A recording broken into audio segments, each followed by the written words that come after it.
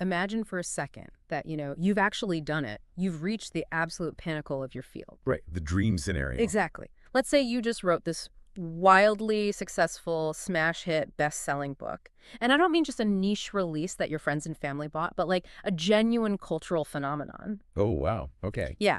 So you are looking around thinking, I have life completely figured out. You figure the Hollywood deals are next, the packed arena is just this effortless, perpetual income. You think, I have arrived. Which is such a dangerous place to be mentally. It really is. And then I want you to imagine receiving a single phone call on a crisp September morning. You pick it up. And the voice on the other end informs you that your entire life savings, every single dime you've methodically put away over years of grinding has been completely wiped out in a failed investment. Oh, my God. It is all gone, just like that. That's the ultimate nightmare scenario, isn't it? It is that terrifying moment where the floor just completely drops out from underneath you. Yeah, you're free falling. Exactly. And what makes that scenario so chilling isn't just the financial ruin, as bad as that is.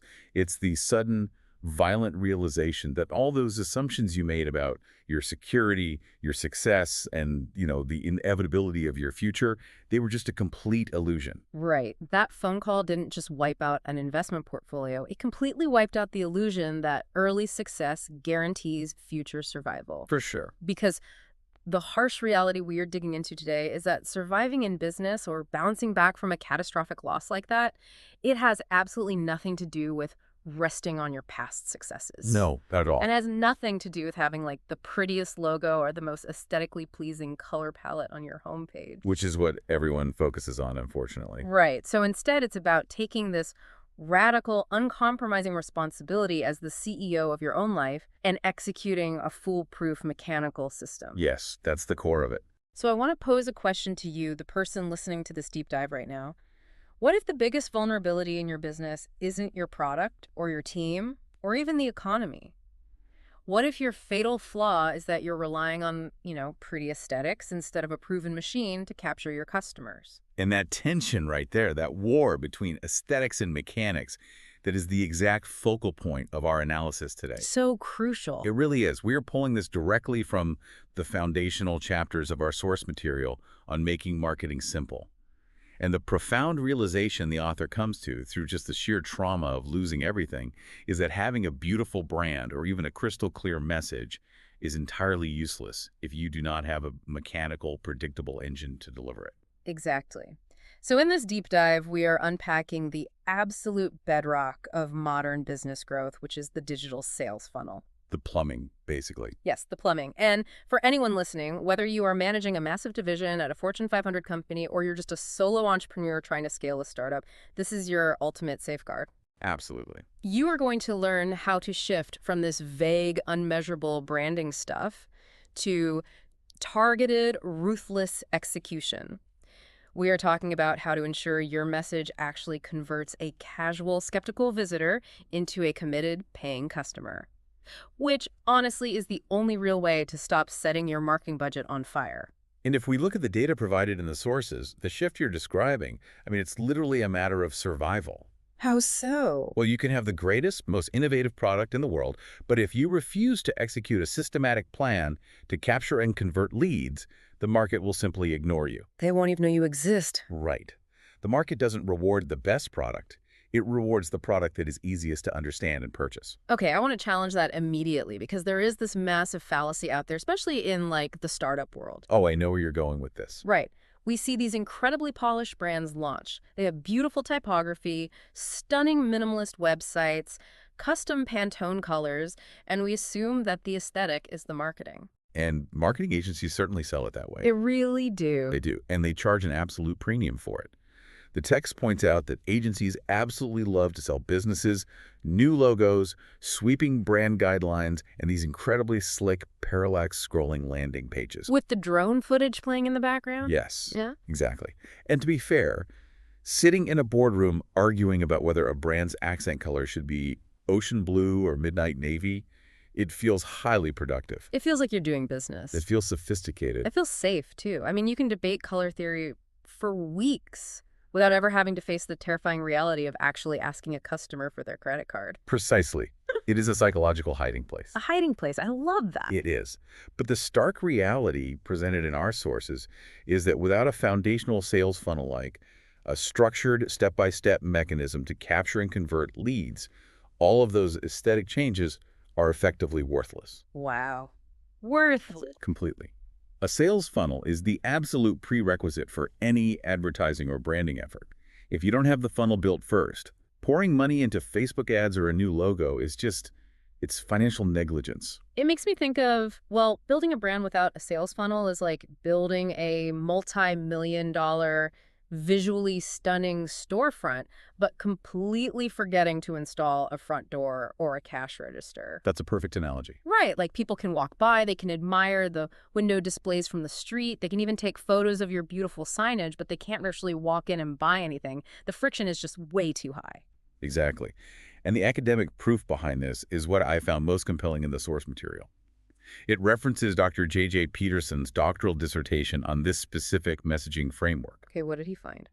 Well, he conducted rigorous, peer-reviewed research looking at thousands of companies. And he wasn't looking at aesthetics, he was looking at implementation. The actual mechanics. Right. And he proved that success does not hinge on the intent of the leadership or the philosophical purity of the communication. It hinges entirely on execution. Companies simply failed to do the basic, mechanical work of building the funnel. But why? I mean, if the data is that clear, why do sophisticated business owners ignore the mechanics and obsess over the paint job? Because building a funnel requires rigorous, uncomfortable clarity. Uncomfortable how? It forces you to make definitive, exclusionary statements about what problem you solve and what you are demanding the customer do next. When you are forced to be clear, you suddenly realize that you might alienate people who aren't your target demographic. Ah, so it's fear. Exactly. That feels risky. Yeah. Aesthetics are subjective and inclusive, right? Appropriate. But a clear sales funnel is objective and exclusive. That makes so much sense. But Peterson's data showed an undeniable correlation. The more thoroughly an organization actually implemented the specific, unsexy checklist of the sales funnel, the more revenue they generated. So it wasn't about the size of the company or the marketing budget. No, it wasn't about the size of their marketing budget or their industry. It was about raw execution. So it's not about being the loudest in the room, it's just about being the clearest and having the plumbing actually connected. Exactly. The plumbing has to work. Which brings us back to that terrifying story of the author losing his life savings. Because it's one thing to hear the data about execution, but it's another thing entirely to have your life shattered because you failed to take ownership of that execution. For sure. The author had this massive best-selling book 2 decades ago, the kind of success most writers can't even fathom. The text notes that more than 99% of authors fail to sell enough copies to make a living. Right. So achieving a genuine cultural blockbuster puts you in a microscopic fraction of percent. But that statistical anomaly is exactly what created the psychological trap for him. How so? He assumed the success was a permanent state of being, rather than a fleeting event that needed to be capitalized on and systemized. He assumed the momentum was permanent. Exactly. And for 10 years, he essentially coasted. He assumed every subsequent project would just naturally be a hit, that the packed arenas would always be there, and the Hollywood deals would just, materialize on their own. Right, because why wouldn't they? That was his baseline. Yeah. So he delegated his entire career to outside managers, publicists, investors, publishers. He essentially handed the steering wheel of his own livelihood to people who, frankly, were managing a dozen other clients. And that is the insidious danger of early rapid success. When things come easily at first, or when a product hits viral product market fit right out of the gate, we fail to build foundational systems. Because we didn't need them. Exactly. We don't learn the mechanics of why we succeeded. Yeah. Because we didn't have to struggle to figure it out. Yeah. We attribute it to our own genius rather than just, market timing. Oh, that stings. But it's true. It is. So when the author lost everything in that failed investment, it wasn't just a financial reset. It forced a brutal reckoning with his own passivity. He realized he hadn't taken responsibility for his own growth engine. The crisis forced him to declare himself the CEO of his own life. Okay, I want to push on that phrase, CEO of your own life, because it can sound a bit like a cheap motivational poster. It definitely can. For the everyday entrepreneur listening, or, say, the marketing director at a mid-sized sauce company, what does that actually mean mechanically? Like, is this a lesson about diversifying your money? Or is it fundamentally about control over your customer acquisition?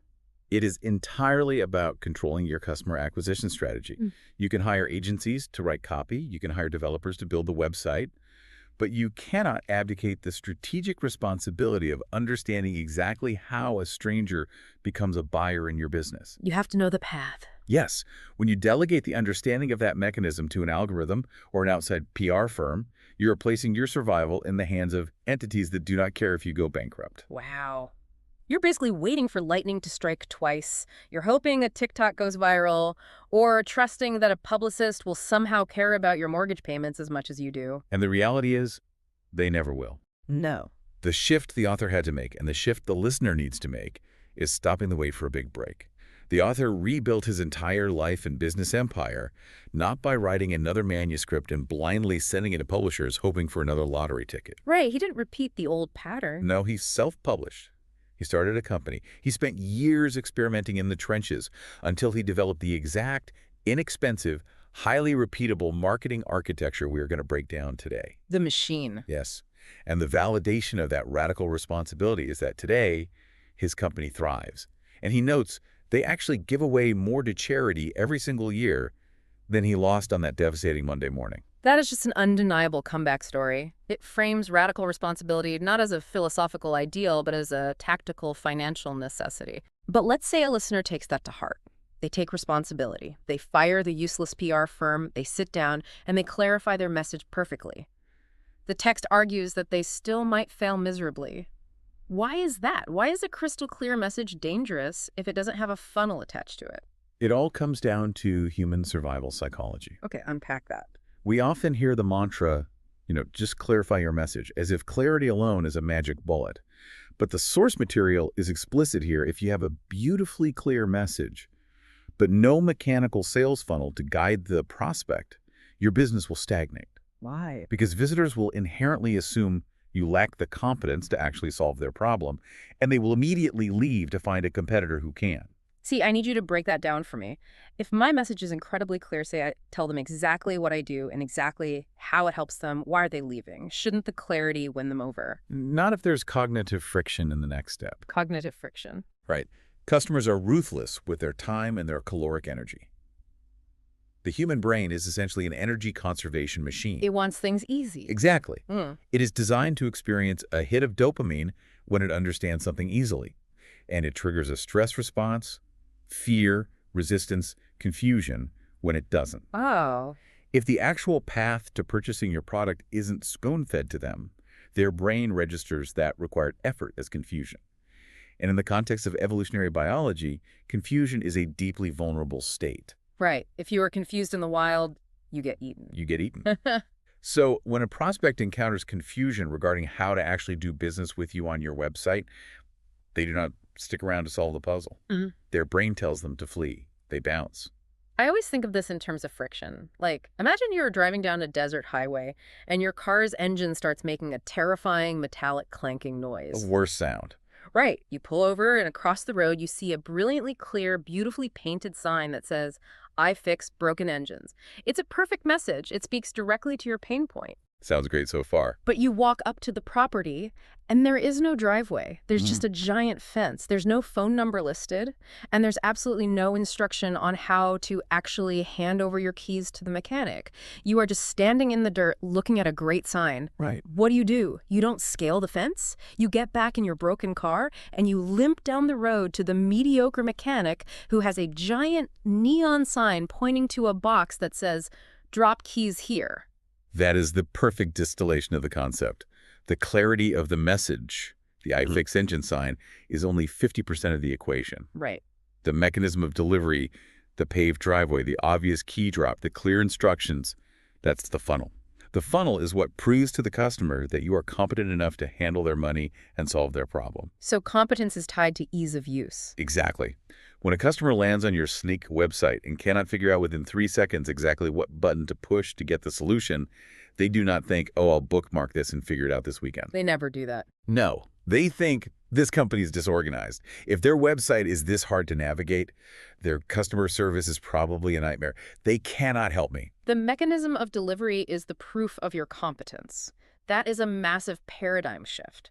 The funnel isn't just a sales tool, it's a trust-building mechanism. Exactly. And the beauty of this mechanism is that it isn't a mystery. It isn't something you need a master's degree in marketing to build. It is a ridiculously pragmatic, repeatable, five-step blueprint. Okay, let's get into the actual architecture of that blueprint, because this is the exact step-by-step breakdown the author used to dig out of financial ruin. If there was ever a time for a listener to pause and grab a notebook, this is definitely it. For sure.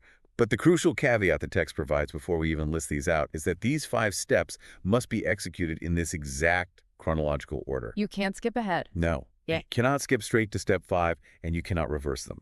The reason for the rigidity of this order is that it mirrors the natural psychological pacing of human relationships. Right. I mean, you don't ask someone to marry you on the first date before you've even introduced yourself. I mean, you could, but you're going to trigger that exact survival flight response we just talked about. Precisely. It violates the unwritten rules of relationship building.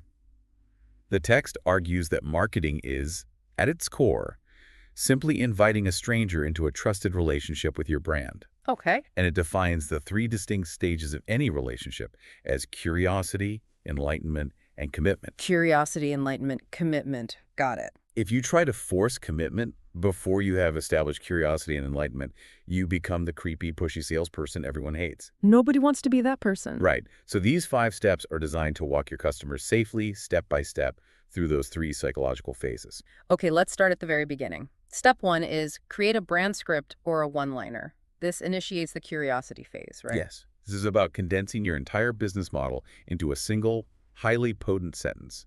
It is the most powerful tool you can weaponize to make a stranger instantly curious about what you do. So it's an elevator pitch. Basically, it's the answer to the classic "what do you do" question at a networking event that actually makes people lean in rather than politely looking for an excuse to walk away. I want to push back on this, though. Okay, sure. Because if I am selling, say, a highly complex, multi-million-dollar B2B enterprise software that integrates legacy supply chain databases using AI, boiling that down to one sentence feels like I'm trivializing a very sophisticated product for a very sophisticated buyer. I mean, does a CEO buying enterprise software really want a one-liner? They want it more than anyone else because they're suffering from the highest cognitive overload. Oh. Complexity is the enemy of execution. The text talks about the grunt test. The grunt test. Yes. The idea is that if a caveman looked at your website or heard your pitch for 10 seconds, could they grunt exactly what you offer, how it makes their life better, and what they need to do to buy it? That's hilarious, but it makes sense. If you hit an enterprise CEO with a barrage of technical jargon about API integrations and machine learning, their brain shuts down. They don't have the bandwidth. They're just too tired.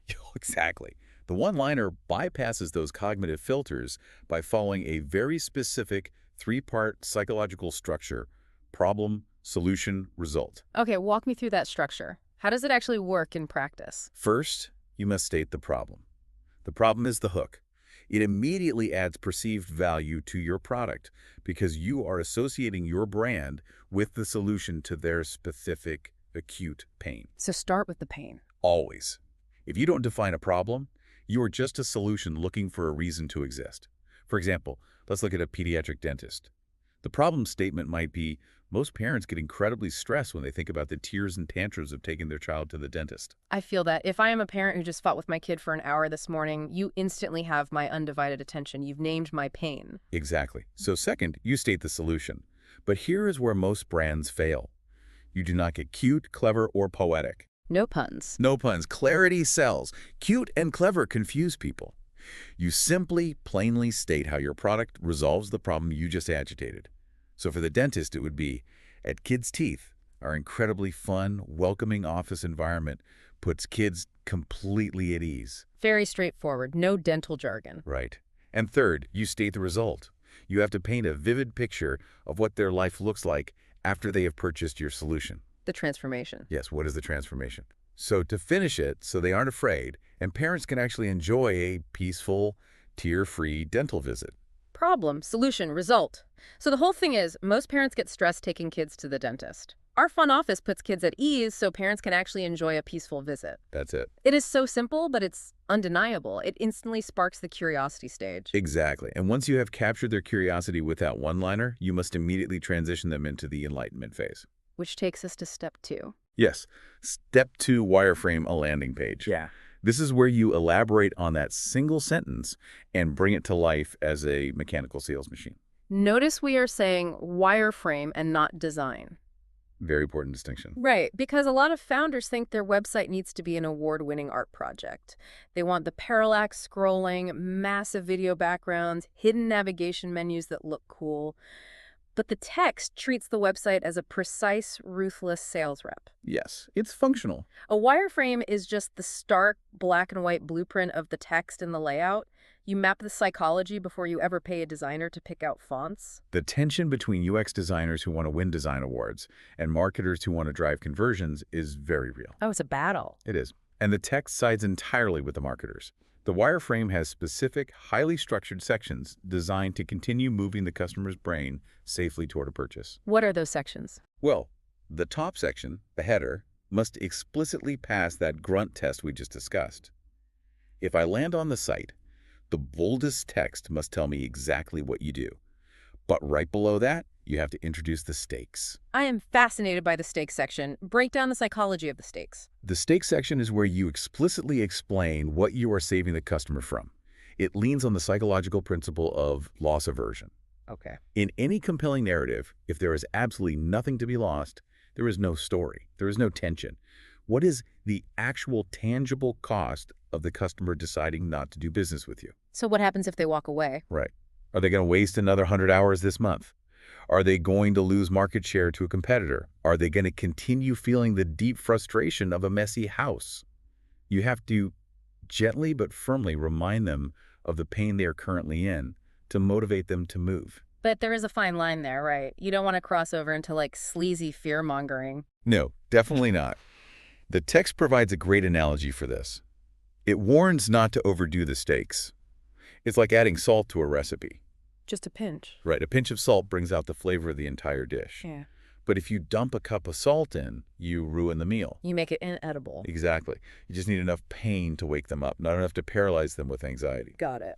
So after you agitate the stakes, you immediately move to the value proposition, listing the tangible benefits and showing them what their transformed life looks like.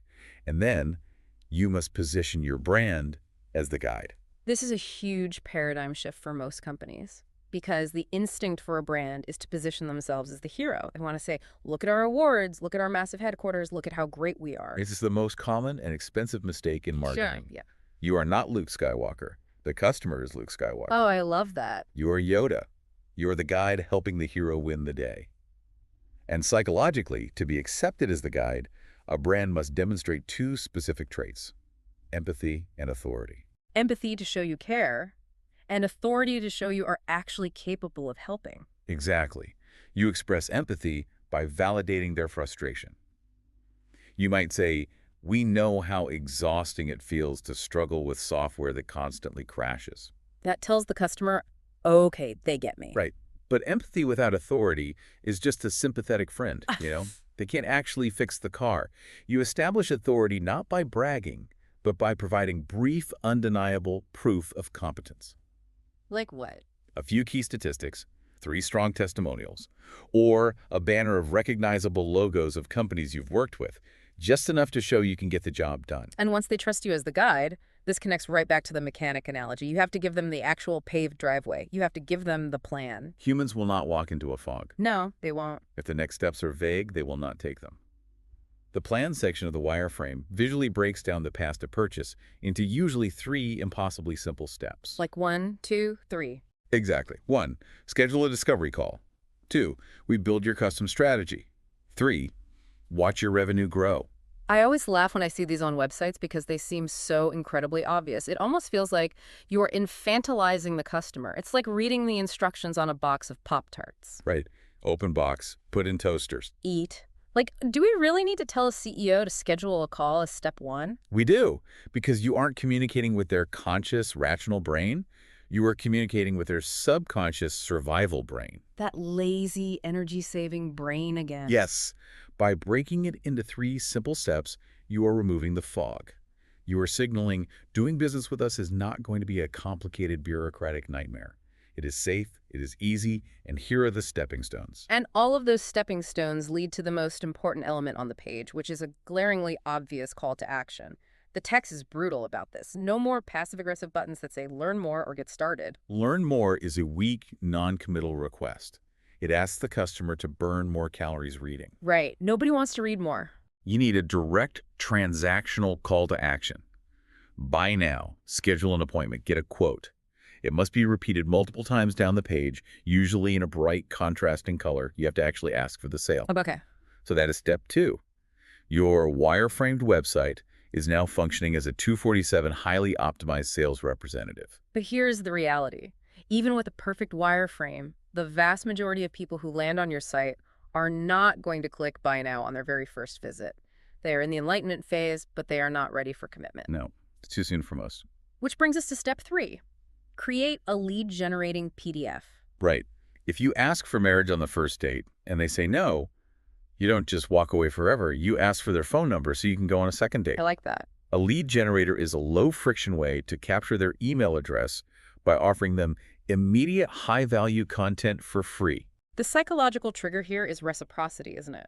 When you solve a small, nagging problem for a customer for free, it creates a subtle sense of indebtedness. They feel valued, and they begin to view you as a genuine expert rather than just, a vendor. The source material highlights that this cannot just be a generic, throwaway document. It has to deliver real value. Like what kind of content? It could be a checklist, a list of pitfalls like 5 devastating mistakes to avoid when buying your first home, or access to a highly tactical 15-minute webinar. You are trading a piece of your intellectual property for the right to contact them. And an email address, despite all the hype around social media, remains the single most valuable piece of real estate in the digital world. You own the inbox, you just rent your social media followers from an algorithm. That is a critical distinction, which sets up step 4 perfectly. Create an email nurture campaign. Right. You've captured the lead. But this is where companies usually self-sabotage. They get the email, and the very next day, they blast the customer with a highly aggressive BUI my stuff email. Which instantly triggers the spam filter in the customer's brain, and they unsubscribe.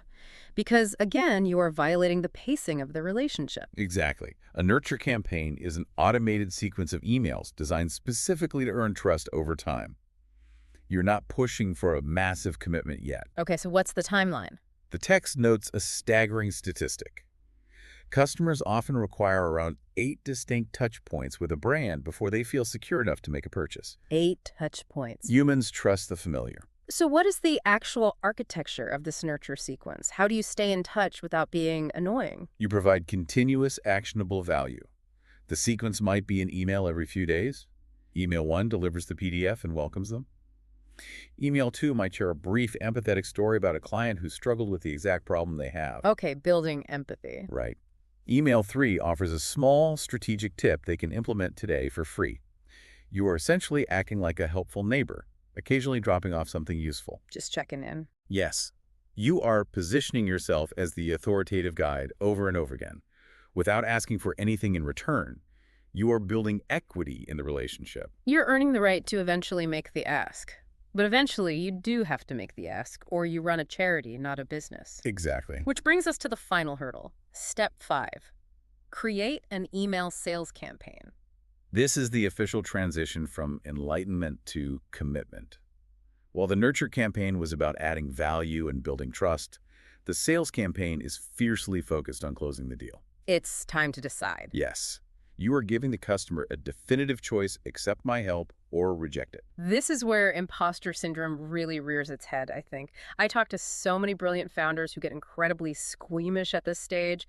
They have built an amazing product, they've nurtured the lead, but they feel like sending a direct sales email is pushy or sleazy. The text addresses this psychological barrier beautifully, Right. and it frames it as a moral issue. A moral issue. If you genuinely believe that your product solves a painful problem for your customer, then withholding that solution because you are afraid of being perceived as pushy is actually selfish. Wow, that flips it completely. It does.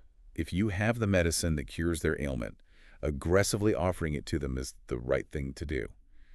A sales campaign focuses on one specific product, heavily reminds them of the stakes, the pain they are still experiencing, and turns the entire email into a direct, unavoidable call to action. You have to make your intentions known. If you just endlessly nurture someone and never ask for the sale, they will assume you are just an informational resource. It's like going on 5 great dates with someone but never trying to hold their hand or make a move eventually. They just put you in the friend zone. Exactly. You force a decision. And yes, you have to mentally prepare for the fact that not everyone will buy. People will unsubscribe. You will face rejection. It's inevitable. But the text is wonderfully blunt about this reality. It states that there is a name for business people who are paralyzed by the fear of rejection. They are called broke. Ouch. But fair. Mhm. It requires a thick skin, but the mechanics protect you. You aren't being rejected personally. The prospect simply isn't ready for the mechanism yet. Exactly right. So let's zoom out and pull this all together. We started this deep dive with a nightmare scenario, the author losing his life savings in an instant, and the profound revelation that aesthetic, pretty marketing cannot save you when the floor drops out. Through an analysis of these sources, we've arrived at a singular, clarifying insight. True marketing is not some mystical, subjective art form reserved for creative geniuses sitting in agency loss. No, it's not. It is an exercise in disciplined, structured, highly predictable communication. That is the absolute soul of this material. Yeah. True business empowerment does not come from having the slickest logo or the most poetic brand guidelines. It comes from marrying a brilliantly clear, aggressively distilled message with a mechanical, automated sales funnel. It really does. It is about taking radical responsibility as the CEO of your own customer acquisition. When you rigorously execute these 5 steps, the defining one-liner, the psychologically wireframed website, the high-value lead generator, the trust-building nurture emails, and the unapologetic sales campaign, you stop wasting time being distracted by aesthetics. You finally get to work. You build an automated growth machine. And as the author's own incredible comeback story proves, a machine built on those mechanics can dig you out of any financial crater and sustain your mission for a lifetime. It is a literal blueprint for business survival. But it does leave us with a massive lingering question. Oh, for sure. Now that you, the listener, possess this ultimate 5-step blueprint to build the machine, how do you actually write the specific words that guide a customer through these phases without ever coming across like that pushy salesperson? We've talked about the architecture of curiosity, enlightenment, and commitment, but the secret to actually triggering those psychological states lies in a much deeper understanding of narrative psychology. The language itself. Exactly. How do you actually invite a customer into a story where they are the hero? Well, that deep dive into the specific language of relationship building, that is a journey for you to explore in the very next chapter. Imagine writing a massive, just runway best-selling book. I mean, you've sold millions of copies. Oh, that is the ultimate dream, right? You just sit back and watch the royalty checks clear. Exactly. You look at your bank account, and this overwhelming feeling of relief just washes over you. You figure, hey, I am set for life. Yeah, you've crossed that finish line that, 99% of creators and entrepreneurs never even get close to. Right. So you take a breath, you hand the reins over to managers, you trust these outside investors with your capital, and you just assume the momentum will carry you forever. Because why wouldn't it? You've already made it. But then you wake up on a crisp September morning a few years later, you look at a financial statement, and you realize you have lost absolutely everything. Wow. Yeah. The money is gone, the momentum is totally dead, and you are back to zero, all because you assumed past success was this permanent shield against future failure. It's terrifying. And it happens because they never built a foundational system to capture and actually direct their audience's attention. Which brings us to the absolute core of our deep dive today. We are looking at a framework born out of that exact catastrophic September morning. Yeah, the author of our source material actually lived that nightmare. He lost his life savings and had to rebuild from scratch. Right. And what you are going to learn today is the ridiculously pragmatic 5-step marketing plan he used to resurrect his career. And it works specifically because it mirrors the 3 unskippable stages of human biological relationships. This matters so much for anyone trying to build a business or, sell a product or even just influence an audience. Yeah, because it proves you don't need some massive Fortune 500 budget to grow.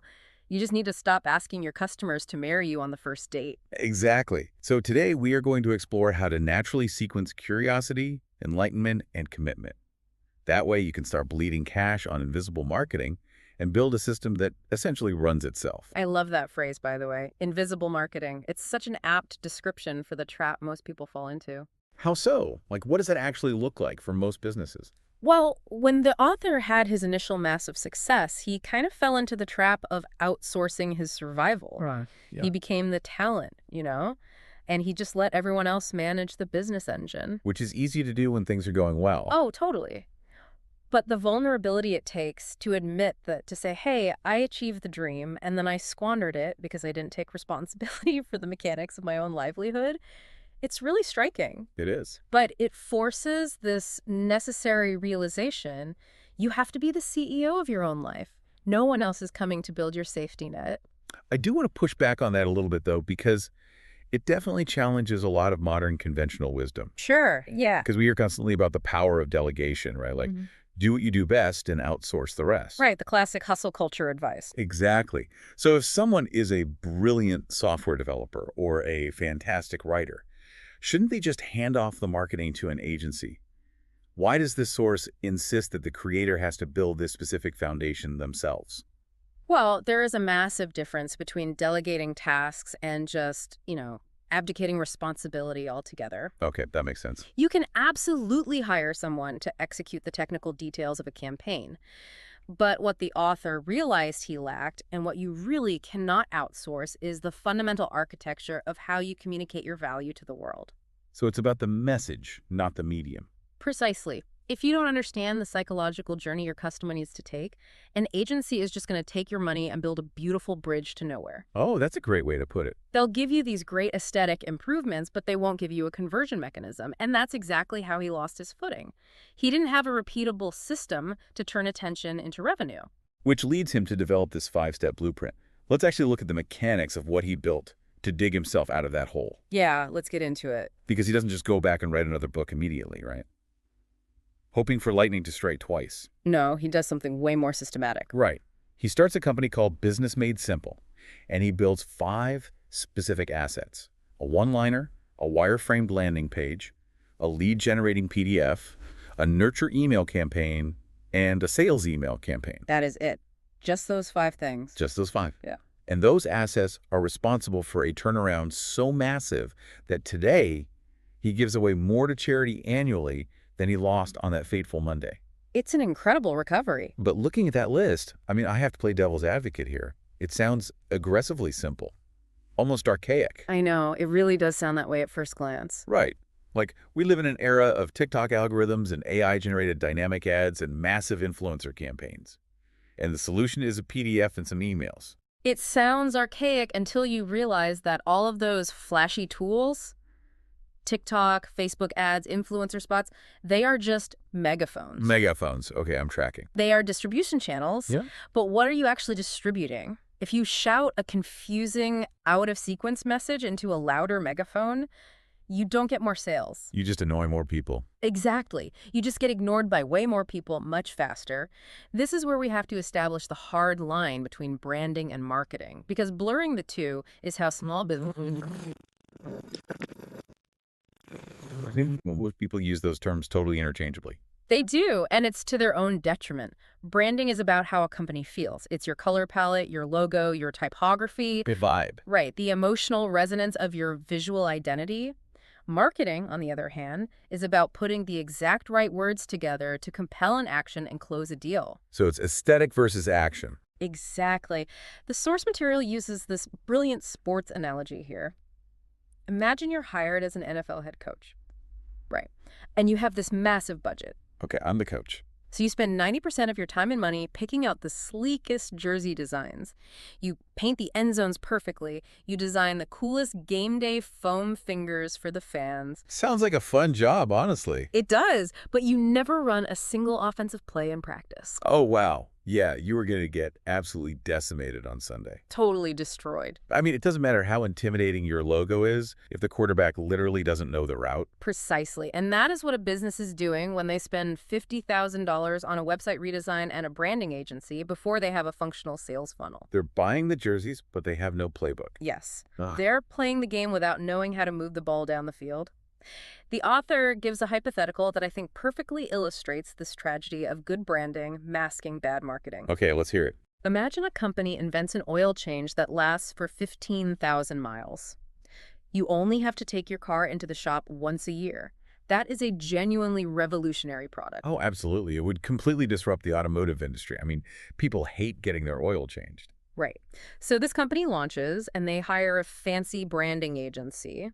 The agency designs a gorgeous, minimalist logo, and they buy a massive billboard on a busy highway. Okay. And the billboard features a beautiful, emotional picture of a smiling family in a car with the slogan, "Save time, save money." Which means absolutely nothing. It is invisible language. If I'm driving down the highway at 70 miles an hour, save time, save money could be an ad for a bank or a fast food restaurant or a grocery store. Or a travel agency. Anything, really. Exactly. The branding might look incredibly expensive, but the marketing has failed completely. So what should it say instead? The billboard doesn't need a subtle, emotional slogan. It needs to say, in giant, bold letters, "The oil you only have to change once a year." That is so much better. That is marketing.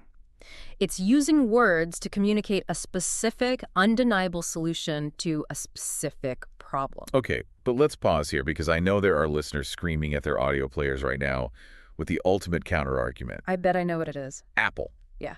Or Nike. Yeah. You look at an Apple billboard, and it's just a silhouette of a person dancing with an iPod Yeah. or a macro shot of a camera lens. Yep. There's no text explaining how the phone works. It's pure vibe. It's pure branding. Why does that rule apply to us, but not to them? That is definitely the most common and honestly most dangerous counter-argument in business. You are absolutely right that Apple and Nike run pure branding campaigns today. Right. But what you have to understand is that Apple spent decades and billions of dollars running direct response marketing before they earned the right to just show you an apple with a bite out of it. Wait, really? Decades? Oh, yeah. When they launched the Apple II, their ads were literally densely packed, full-page magazine spreads. Wow. Just walls of text. Walls of text explaining exactly how a personal computer worked and why you needed one in your home. They built the foundation first. That makes so much sense. A small business trying to copy Apple's marketing today is like a high school freshman trying to copy LeBron James's pre-game chalk toss instead of learning how to dribble. That is a phenomenal distinction. You simply do not have the cultural awareness or the market share to survive on vibes. You have to explain what you do. You have to earn the right to be vague, and most of us just haven't earned it. Exactly. So if we accept that we need these 5 foundational pieces, the one-liner, the wireframe, the PDF, the nurture sequence, the sales sequence, the immediate question is, how do we actually structure them? And this is where the material gets into the deep psychology of human relationships. Right. The premise is that every single relationship, whether it's romantic, platonic, or commercial, must progress through 3 unskippable stages: curiosity, enlightenment, and commitment. Unskippable is the operative word there. You cannot hack human biology. The brain processes trust sequentially. The source illustrates this with the analogy of the awkward teenager, which is just brilliant. We've all seen this movie trope, or, maybe we lived it. Oh, painfully so. The shy kid builds up the courage to finally talk to his crush. He walks up to her in the school hallway, gives her this aggressively firm, businesslike handshake that his dad taught him, Oh, no. and immediately asks, "Would you like to go to a movie with me and my mom in her brand new minivan this Friday?" It just makes you want to curl up and hide just visualizing it. It's so uncomfortable. It really is, because it violates every social norm. But it raises a really confronting question. How often are highly educated professional business owners acting exactly like that awkward teenager? Honestly, almost constantly. Whenever you see a website where the hero section, the very top part of the page before you even scroll, just has a giant buy now button with no clear explanation of the value being offered. The business is the awkward kid in the hallway. Exactly. Asking for a sale is a deeply relational proposition. It involves risk, trust, and the exchange of hard-earned resources. When you demand that level of commitment from a stranger who just clicked a link 3 seconds ago, you are triggering their biological threat response. You are asking for marriage on the first date. I want to take this a step further. It feels like a lot of modern business software actually encourages this bad behavior. How do you mean? Well, we have platforms that allow you to spin up an e-commerce store in 5 minutes, and they default to these aggressive buy it now layouts. It's like the digital equivalent of Tinder. Oh, that's interesting. Yeah, businesses are treating high-stakes, complex sales like a superficial swipe right. They expect an instant match based on one logo. But the funnel you're describing, these 3 stages, sounds much more like traditional patient courting. That is an excellent way to frame it. Technology has made the transaction instantaneous, so we mistakenly believe the relationship can be instantaneous too. But it can't. No, human psychology just hasn't evolved as fast as broadband internet. People still need to be enlightened before they commit. They have to understand how your product fits into their life. And critically, they won't even give you the time of day for that enlightenment phase unless you have successfully made them curious first. So let's dive into that very first hurdle, stage 1. Surviving the curiosity filter. This is such a fascinating part of the book. It is. The material here takes this wild detour into neuroscience. It suggests that the human brain isn't just a sponge passively absorbing the thousands of marketing messages we see every day. It's actually a ruthless, highly evolved survival mechanism. It has to be. I mean, the human brain consumes roughly 20% of our body's caloric energy, despite only being about 2% of our body weight. That's a huge energy draw. It is. Thinking is physically exhausting. Processing new information literally burns calories. So the brain has evolved to scan the environment and aggressively filter out anything that doesn't immediately contribute to survival or thriving. So it's just tossing stuff out to save energy. Exactly. If our brains deeply processed every billboard, every pop-up ad, and every social media post, we would experience catastrophic cognitive overload. The author actually makes a joke about this. He says that a person without a curiosity filter wouldn't even make it out the door in the morning. Right, they'd just stand in their kitchens staring at the toaster. Endlessly pondering the metallurgy of the heating coils until they were fired from their job for being absent. It's a funny image, but it highlights a profound truth. The brain essentially operates like a mailroom. Every piece of stimuli gets sorted into two piles: keep and discard. And how does it decide? The criteria for making it into the keep pile is singular. Does this information help me survive, thrive, gain status, conserve energy, or find a tribe? And if it doesn't? If it doesn't intuitively signal one of those things within milliseconds, it goes straight to the mental recycle bin. Okay, this is where the theoretical meets the practical in a really compelling way. The source material tells the story of the author trying to upgrade his home audio system. Oh, this is a great example. Yeah, he lives in Nashville. He has friends in the music industry, and he realizes his little portable Bluetooth speaker on the kitchen counter isn't quite projecting the image he wants. He wants to look the part. Exactly. So he goes down a rabbit hole online, and he discovers this boutique company called Oswald's Mill Audio. And what catches his attention, what gets them into his keep pile, isn't a spreadsheet of technical specifications. No. It's not a white paper on acoustic engineering. No, it is a visceral, subconscious appeal to his aspirational identity. Totally. He describes seeing a photo of this monstrous 80-pound turntable. He sees speakers that are built into solid hardwood, featuring these massive steel bullhorns that look like they were pulled off a 1930s locomotive. That's intense. It is. And standing next to this setup is a guy wearing a genuinely fantastic, perfectly tailored, thick wool sweater. Oh.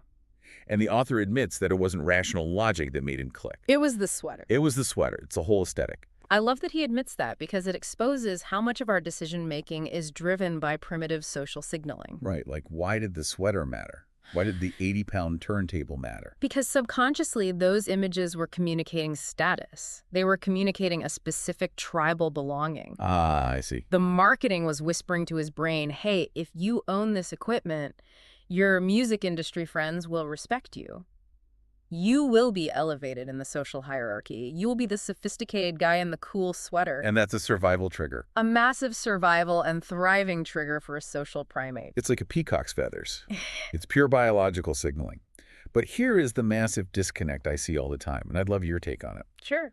If surviving the curiosity filter requires us to immediately show the customer how we help them survive or thrive, why do 90% of company websites read like an autobiography? Oh, it's so frustrating. You go to a corporate homepage, and the headline is, "We were founded in 1995 by our grandfather in a small garage in Ohio."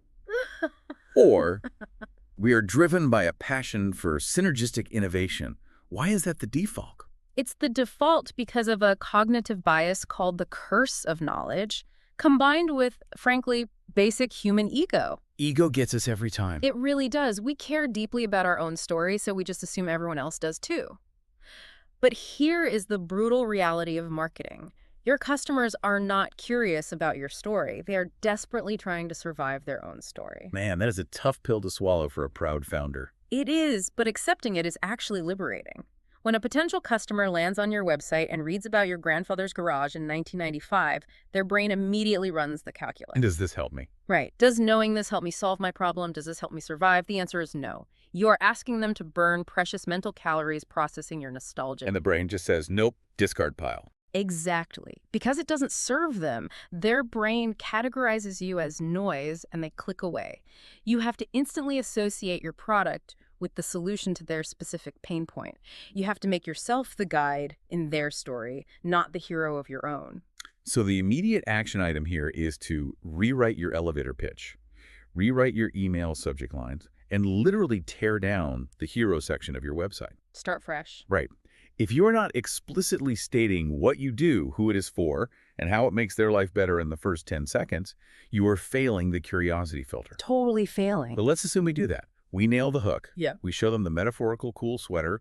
We are in the keep pile. Yeah. What happens next? We don't just jump to the sale. Right? No, because curiosity is incredibly fragile. Curiosity opens the door, but it doesn't close the deal. This is where we must transition into stage 2, lifting the fog of enlightenment. Enlightenment is such a heavy word. It sounds like we need to take our customers on a spiritual retreat. It does sound a bit esoteric, but in this framework, enlightenment is fiercely practical. It simply means understanding the mechanism. Okay, understanding the mechanism. Yeah. Once a customer's brain registers that you might be able to help them survive, their immediate next biological question is, but how? They want proof. They need proof. They need to understand the mechanics of the solution so they can justify the risk of the transaction. Let's bring it back to Oswald's Mill audio. The author was seduced by the aesthetic, right? He wanted the status.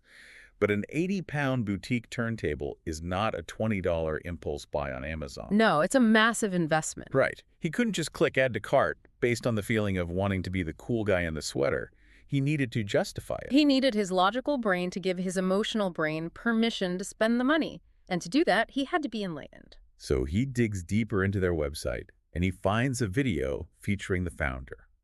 And the founder doesn't just talk about how cool the speakers look. He actually explains the physics of acoustics. Which is brilliant. It is. He explains that sound waves take up physical space in the air. Some waves are a fraction of an inch wide, while bass waves can be several inches or even feet wide. Okay. And then the founder explains that when you use a tiny, cheap plastic speaker, it literally, physically compresses and squishes those sound waves, which is what your ear perceives as audio distortion. And in that moment, the fog completely lifts. Yes. The author suddenly realizes why those massive steel bullhorns aren't just for show, they are structurally necessary.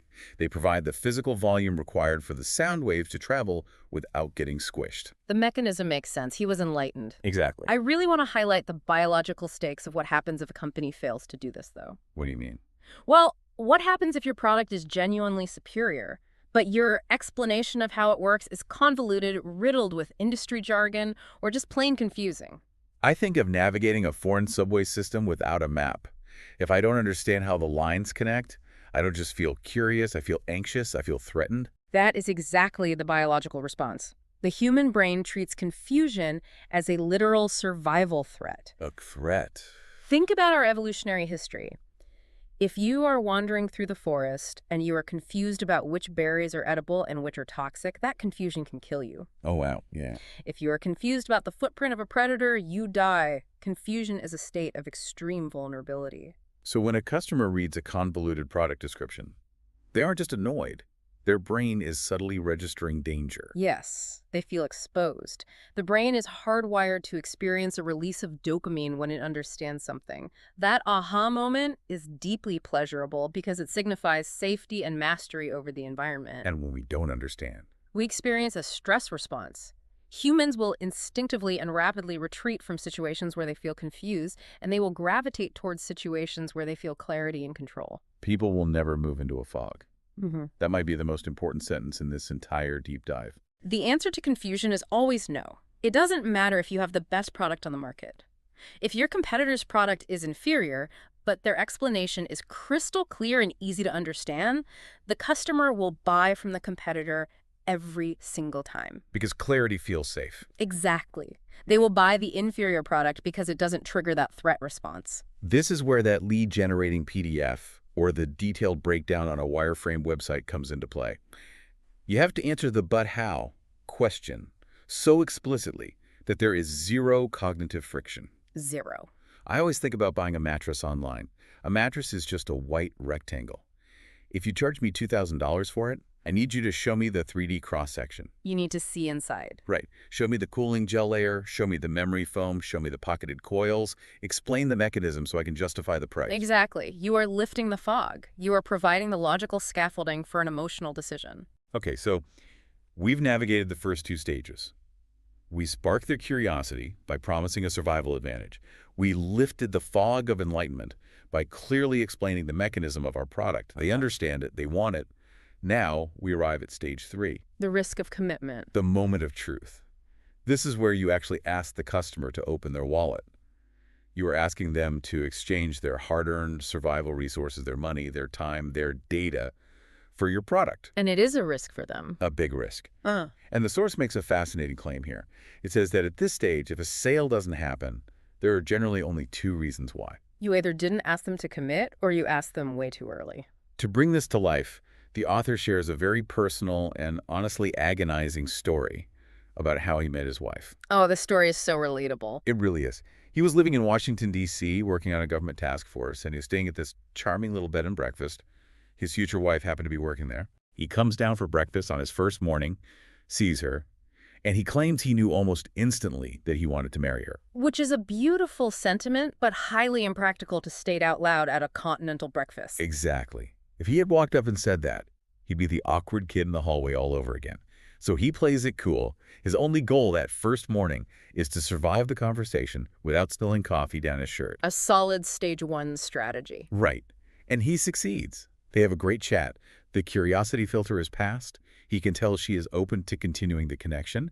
They end up exchanging email addresses. The classic low-friction lead generator. Yes. But then, a tragedy of hesitation occurs. They email back and forth for an entire month. He is clearly interested, but he never actually asks her out on a proper date. He never makes the ask. Never states his intentions. He never asks for a commitment. And human nature being what it is, nature abhors a vacuum. Because he didn't define the relationship, she defined it for him. She assumed he just wanted a pen pal. She assumed he was just a friendly guy from the bed and breakfast, so she started dating someone else. Ouch. And she dated that other guy for 3 long years. 3 years? The author literally had to sit on the sidelines for 3 years, watching the woman he loved be with someone else, all because he was too afraid to ask for the commitment when the time was right. It is a painful story, but man, it is the perfect analogy for what businesses do every single day. Totally. Think about how much revenue is sitting on the table right now because a business owner is terrified of sending a direct sales email. We essentially friend zone ourselves in business. We really do. We build massive email lists, we post on social media every day, we give away endless free value, but we never just look at the customer and say, I can solve your problem, here is the price, buy it now. Let's dissect that fear, because it is universal. Why are we so hesitant to ask for the sale? I think part of it is that we all harbor a deep hatred for the pushy car salesman stereotype. Oh, definitely. We don't want to be the aggressive weirdo who chases you across the lot before you've even closed your car door. We value the relationship, so we overcorrect into passivity. We do overcorrect. We fear rejection. So we hide behind nurture campaigns that never actually ask for anything. But the source material points out something brilliant. Acting purely like a friend when you actually have commercial intentions eventually comes off as deeply unsettling. Passive-aggressive. I think the book even uses the word creepy. It is creepy because the customer's subconscious is wondering, why is this company sending me a free newsletter every week for 2 years? What is their angle? They know you're a business. Exactly. The customer knows it's a business. If you don't give them a clear offer to accept or reject, the relationship stagnates. You become the annoying pen pal. But on the flip side, we can't be the pushy salesman either. No, because moving too fast signals unhealth. Think about it in a social context.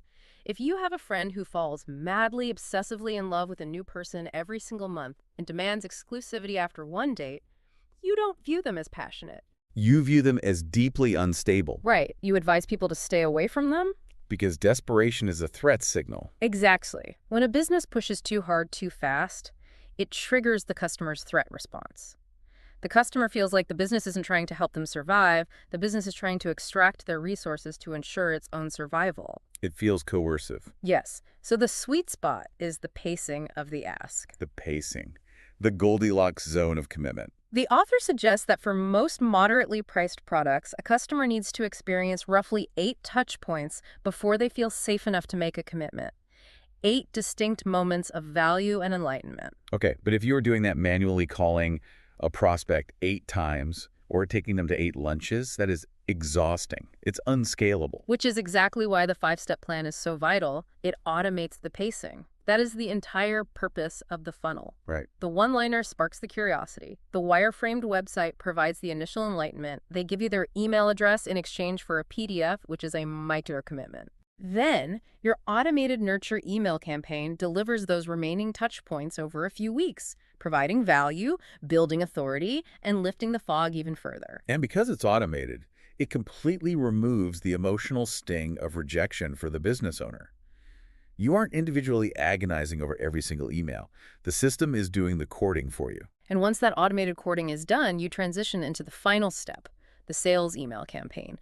And in those emails, you don't hedge, you don't apologize, you clearly, directly, and confidently ask them to buy the product. You give them a button to push. You force a decision. Okay, let's zoom out and pull all of this together.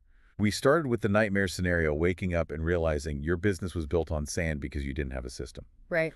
We looked at the 5 steps, the one-liner, the wireframe, the lead generator, the nurture sequence, and the sales sequence. And we mapped those onto the biological reality of curiosity, enlightenment, and commitment. It's a really cohesive framework. It is. When you synthesize all of this, what is the underlying philosophy here? What is the soul of this chapter? I think the most profound takeaway is a reframe of what marketing actually is. When a lot of people hear words like sales funnel or email sequence, their skin crawls. Oh, for sure. They associate it with manipulation, sleaze, and trickery. But if you truly understand this material, you realize that executing this 5-step plan is the exact opposite of manipulation. It is a profound exercise in empathy. It's honoring the limits of human cognition. Yes. You are acknowledging that your customer is overwhelmed, tired, and scared of making a mistake.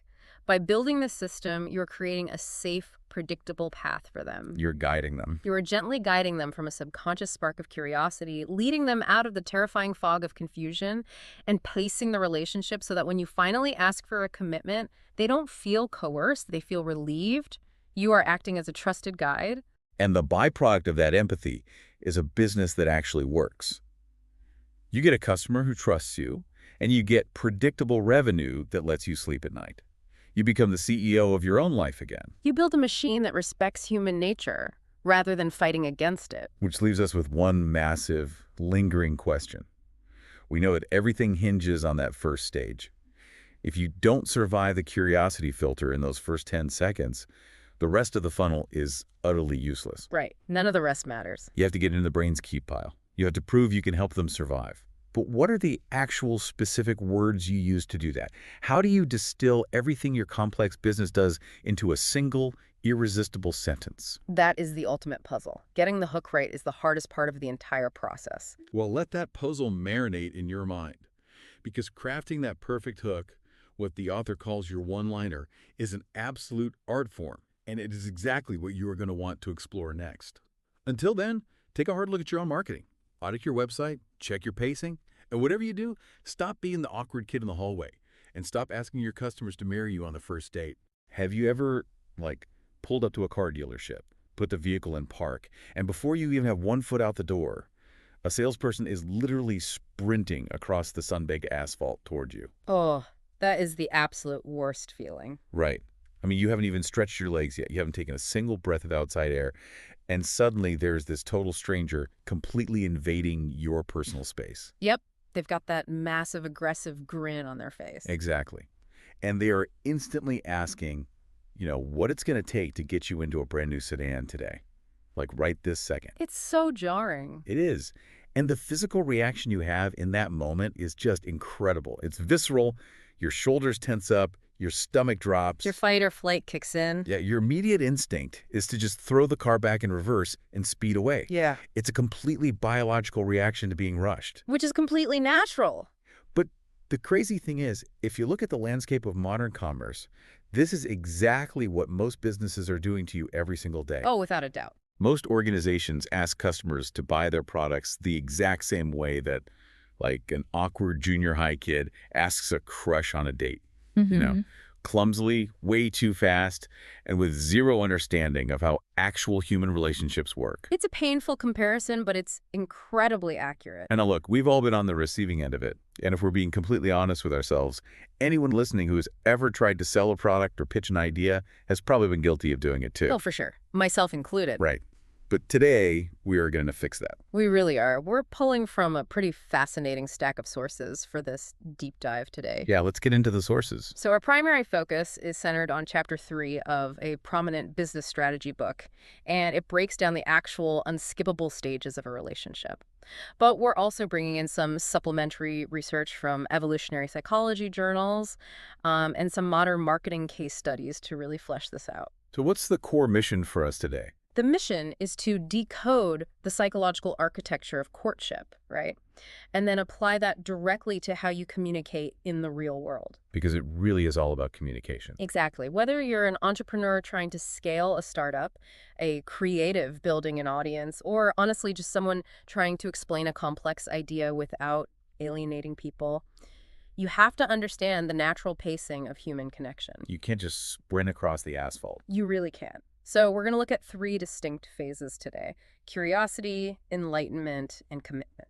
Okay, curiosity, enlightenment, commitment. Got it. And mastering this progression is quite literally the difference between being viewed as a trusted, authoritative guide in someone's life and being instantly discarded as that creepy, pushy salesperson who just doesn't understand boundaries. The difference between a trusted guide and a stalker is quite the spectrum. It is a wide spectrum, yes.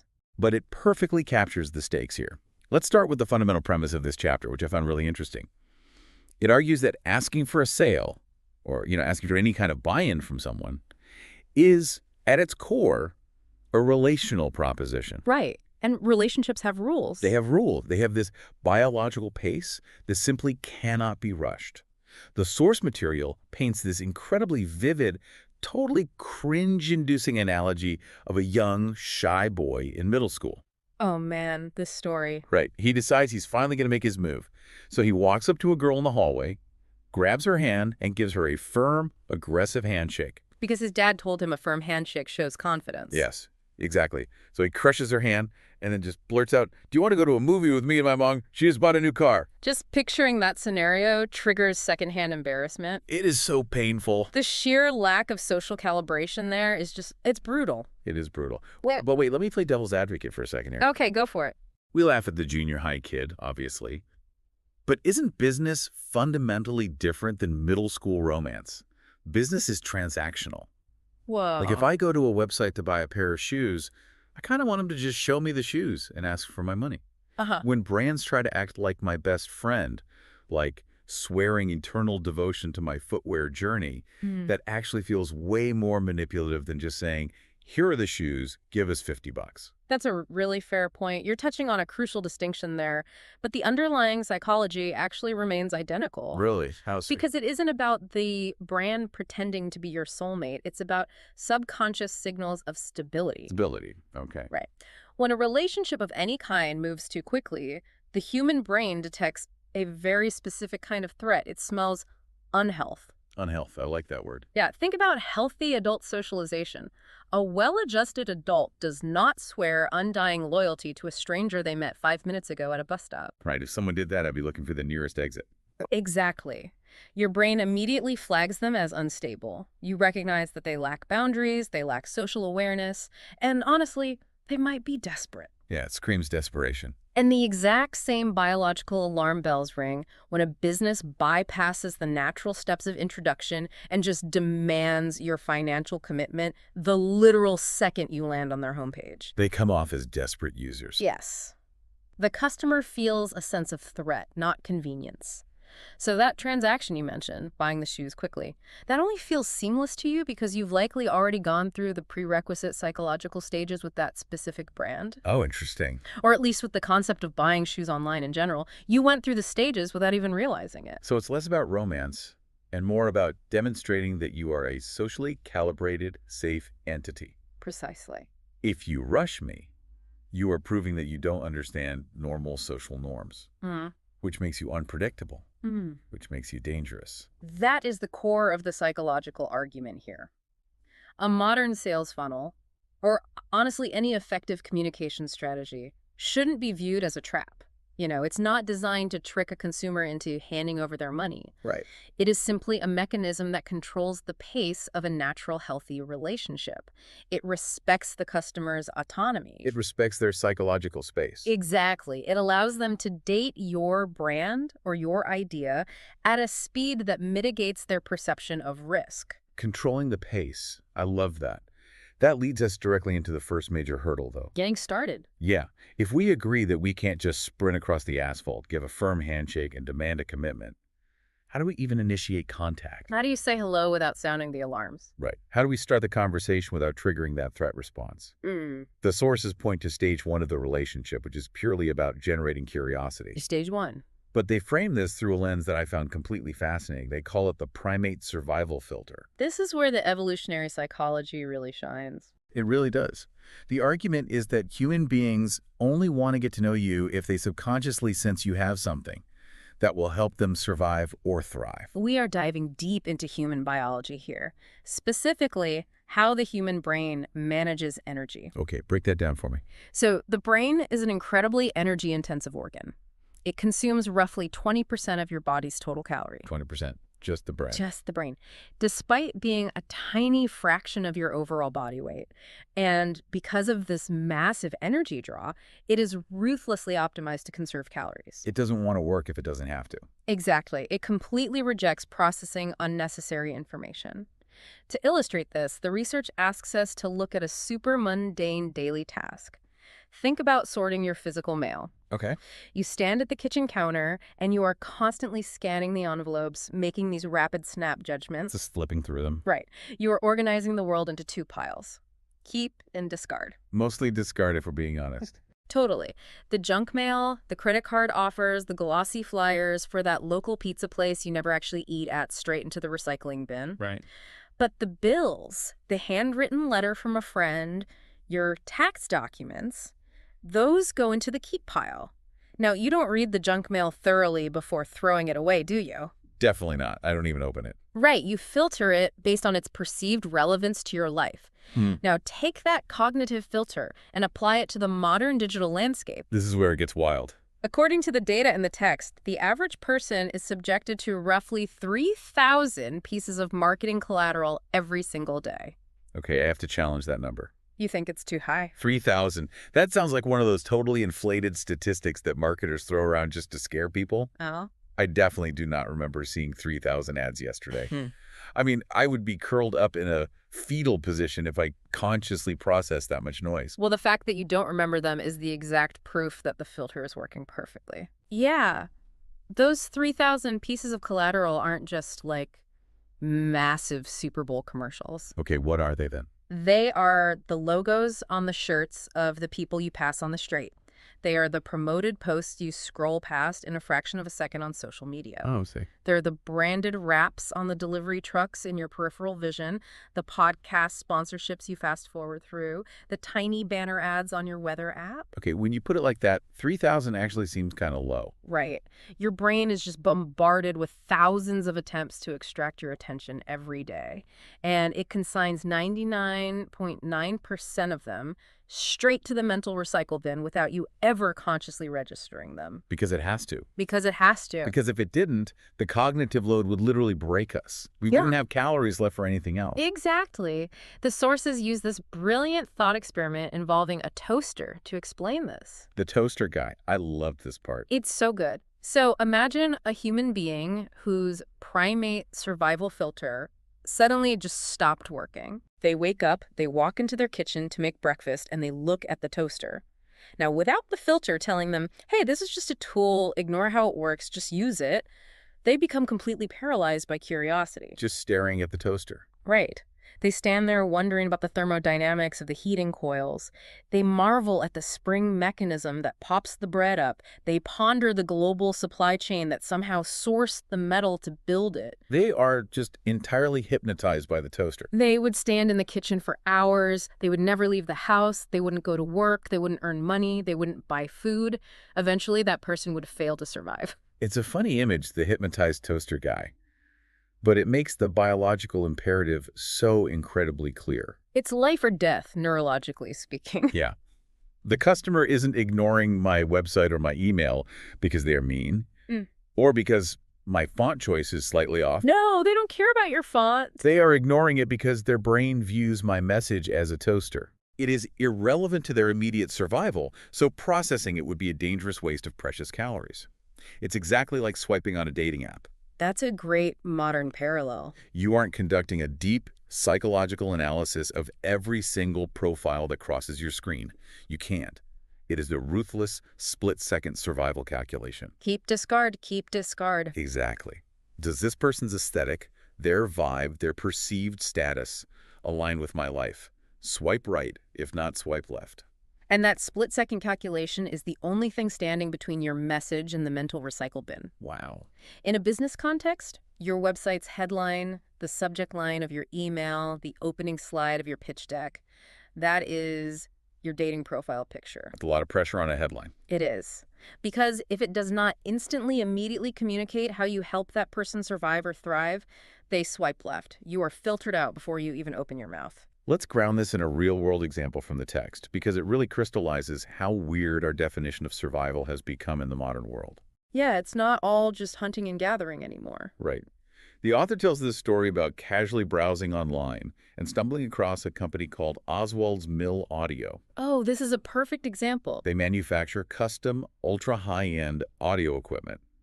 So the author sees a picture of this insanely massive 80-pound turntable. 80 pounds of metal and wood. It's huge. And next to it are these gigantic speakers that look like cast iron bullhorns ripped out of some 1920s cinema. Very striking visual. Very striking. Yeah. And standing casually next to this behemoth setup is a guy wearing a really stylish, thick-knit sweater, gently placing a vinyl record on the platter. The sweater guy. The sweater guy. Yeah. Now, the author admits he immediately leaned in. He was intensely curious. He stopped scrolling. But if we apply the primate survival filter here, it raises a massive question. Which is? Why on earth does an 80-pound turntable trigger a survival mechanism? Right. It doesn't provide food. It doesn't provide water. It doesn't provide shelter. It's the literal definition of an unnecessary luxury good. So why didn't his brain filter it out? This is where we have to expand our understanding of what survival actually means to a modern human being. Okay, expand away. For our ancestors on the savannah, survival was strictly about calories, physical safety, and shelter. You know, run from the tiger, find the berries. Right. But in complex, modern human societies, physical survival is generally assumed. You're probably not going to get eaten by a tiger today. Hopefully not. Hopefully not. Therefore, the brain's survival mechanism shifts its focus to social resources. Social resources. Yes. Survival today is heavily tied to status. It's about belonging to a tribe, being respected within that tribe, and signaling your value to potential mates or allies. So status is survival. Exactly. When the author saw that image of the turntable, his reaction was not a rational analysis of the equipment's audio fidelity. He wasn't calculating the electrical conductivity of the speaker wire. He wasn't the toaster guy. Right, he wasn't the toaster guy. His brain made a subconscious, instant calculation about social status. So the equipment offered a way to basically secure his position in the social hierarchy. That is exactly. Right. The guy in the stylish sweater acts as what the sources call an aspirational proxy. Aspirational proxy. The imagery completely bypasses the logical brain and tells a visceral story. It says, hey, if you acquire this object, your living room will become a sanctuary of high culture. Your friends will think you're cool. Right. Your peers will be deeply impressed by your sophisticated taste. You will elevate your standing within your social circle. You will become the kind of relaxed, culturally refined person who listens to obscure vinyl in a cool sweater. So manipulative, but so effective. Well, in the complex web of human socialization, moving up the status hierarchy is a massive survival upgrade. It means better access to networks, to mates, to resources. An aspirational proxy. I feel like I see this everywhere now. It's basically the entire foundation of lifestyle marketing, isn't it? Oh, absolutely. Yeah. 100%. When I see an ad for like a rugged outdoor cooler, and it features a guy with a perfectly groomed beard drinking pour-over coffee on a misty mountain overlook, I am not being sold a plastic box with insulation. No, you are not. I am being sold the peace, the rugged independence, and the cool factor that that guy possesses.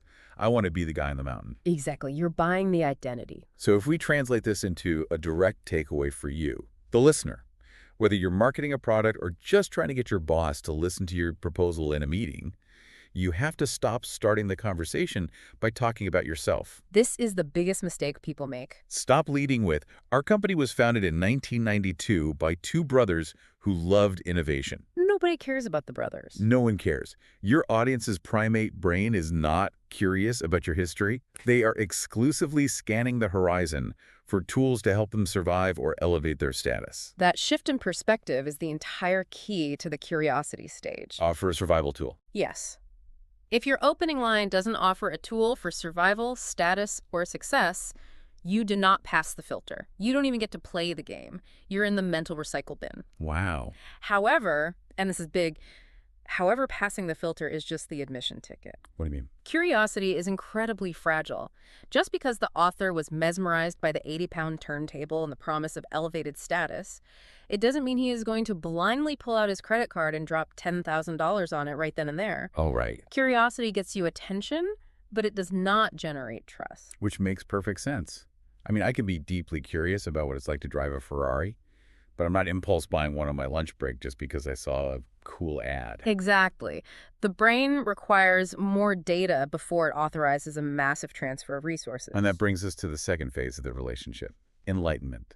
My favorite phase. It's a great word for it. Yeah. But the text is very careful to define this term, right? Yeah. We aren't talking about like spiritual enlightenment here. No, we aren't sitting under a tree contemplating the illusion of the self. Right. Enlightenment in this specific psychological context is about lifting the fog.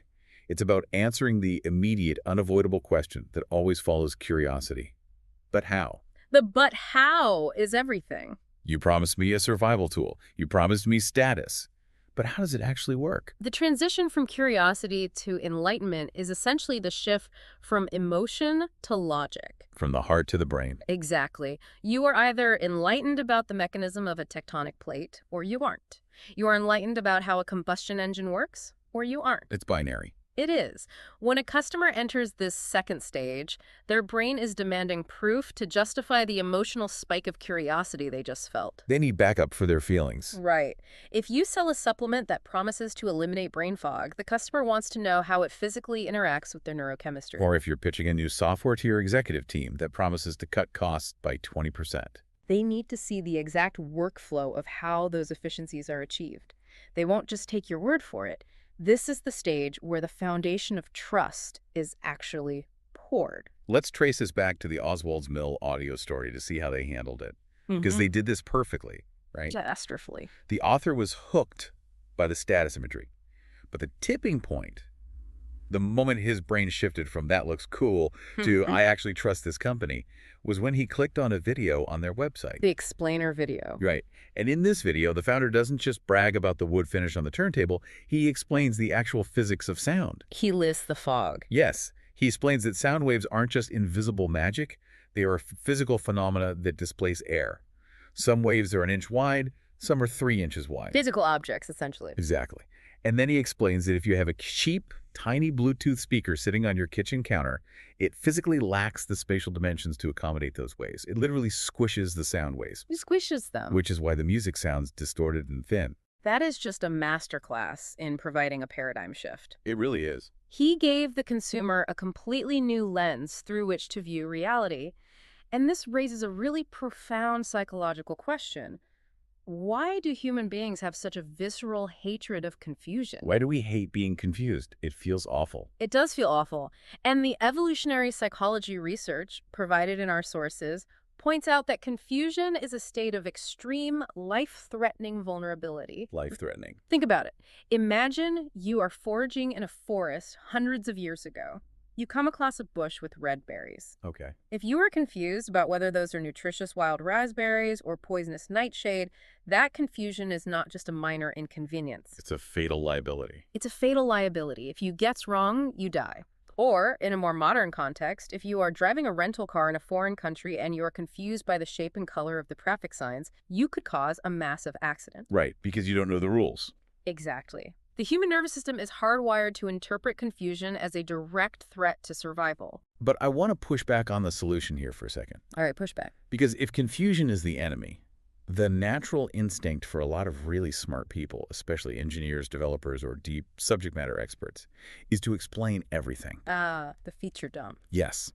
They think lifting the fog means providing a 40-page white paper detailing every single feature, every line of code, every microscopic detail of the product. But in my experience, when someone feature dumps on me, I actually get more confused. I just tune out. You glaze over. Totally. Yeah. So how is dumping information lifting the fog? Doesn't it just make the fog thicker? You've identified the exact trap that kills most communication in the enlightenment stage. Thank you. I know I wasn't crazy. You're not. Lifting the fog does not mean handing the customer a dense, impenetrable cloud of technical jargon. True enlightenment is about clarity of mechanism, not volume of data. Clarity over volume. Exactly. Think about the audio company founder. He didn't explain the mathematical formulas of acoustic impedance. He didn't bust out a whiteboard with calculus on it. Right, he used the word squish. He used a highly visual, incredibly simple analogy. Small speakers squish the sound waves. It's conceptually brilliant because an 8-year-old can understand it. It just clicks. It clicks. The brain doesn't fear a lack of data, it fears a lack of understanding. I see. And when that understanding finally clicks, it's not just a relief, it's actually pleasurable. It's a dopamine hit. Right. Right. The brain rewards us for figuring out the environment. When the fog lifts, we get that little neurochemical hit of dopamine. It feels profoundly safe. Safety is the key word. I think about this all the time with politics. You look at political campaigns, and the candidate with the simplest, most endlessly repeatable message almost always wins. It's a proven historical trend. And it frustrates policy wonks to no end. They don't understand it. But they don't win because their 400-page tax proposal is mathematically flawless. They win because their message is so radically clear that the voters instantly grasp it. And in a chaotic, terrifying world, clarity feels identical to safety.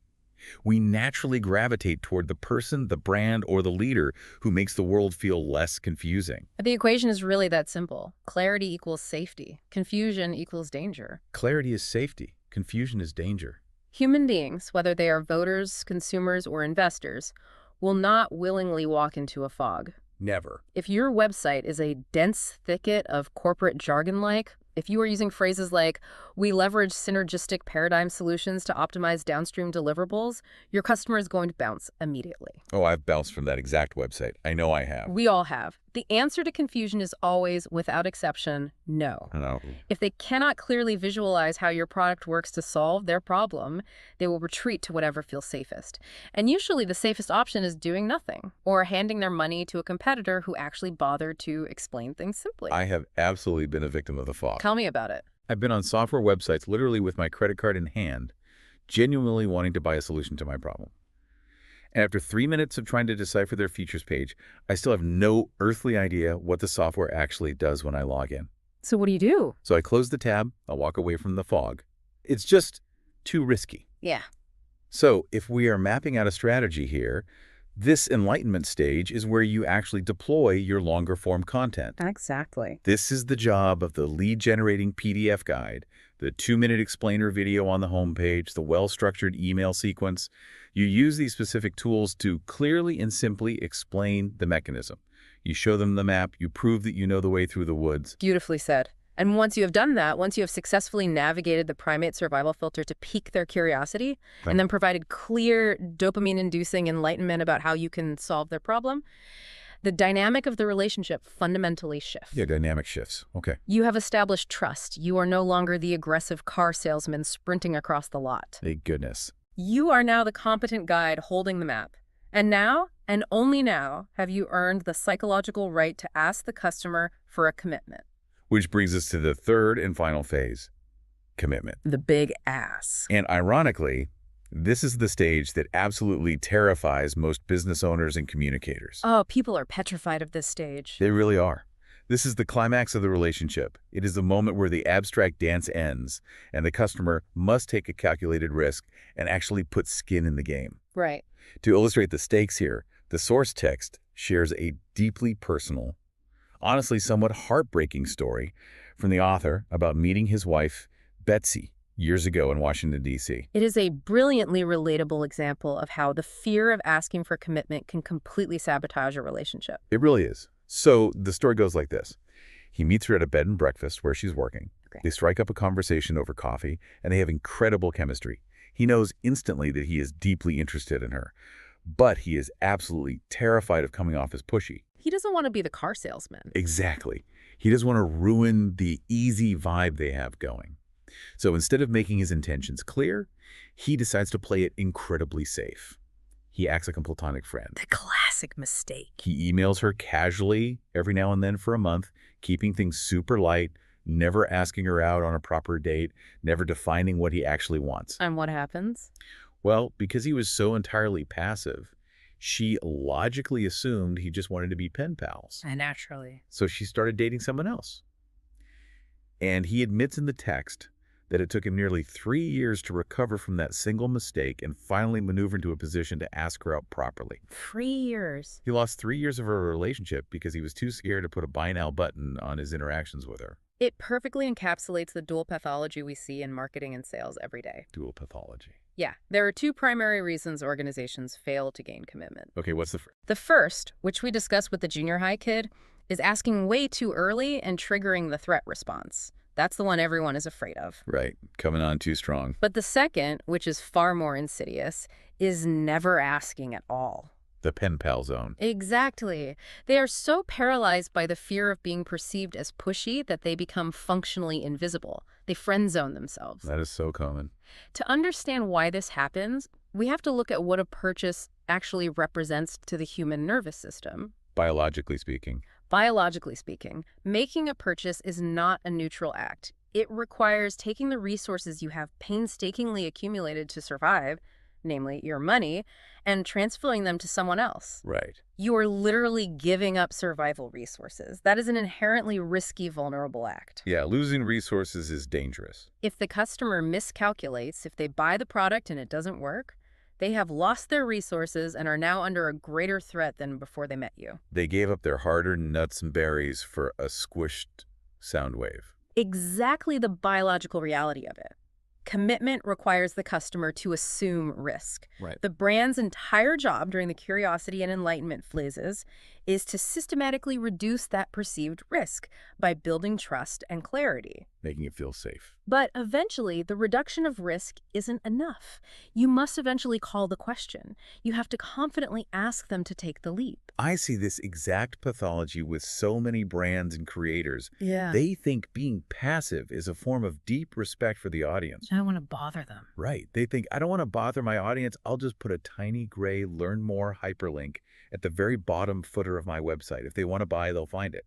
That drives me crazy. But when you view it through the lens of this chapter, that isn't respectful at all.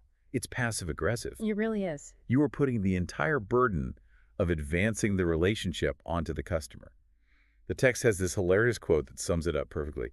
It says, you do not want a customer saying, I consider that brand a really great friend, but I make out with their competitor all the time. That quote hits the nail on the head. It's so true. If you refuse to define the relationship, the customer will happily remain in that ambiguous friend zone.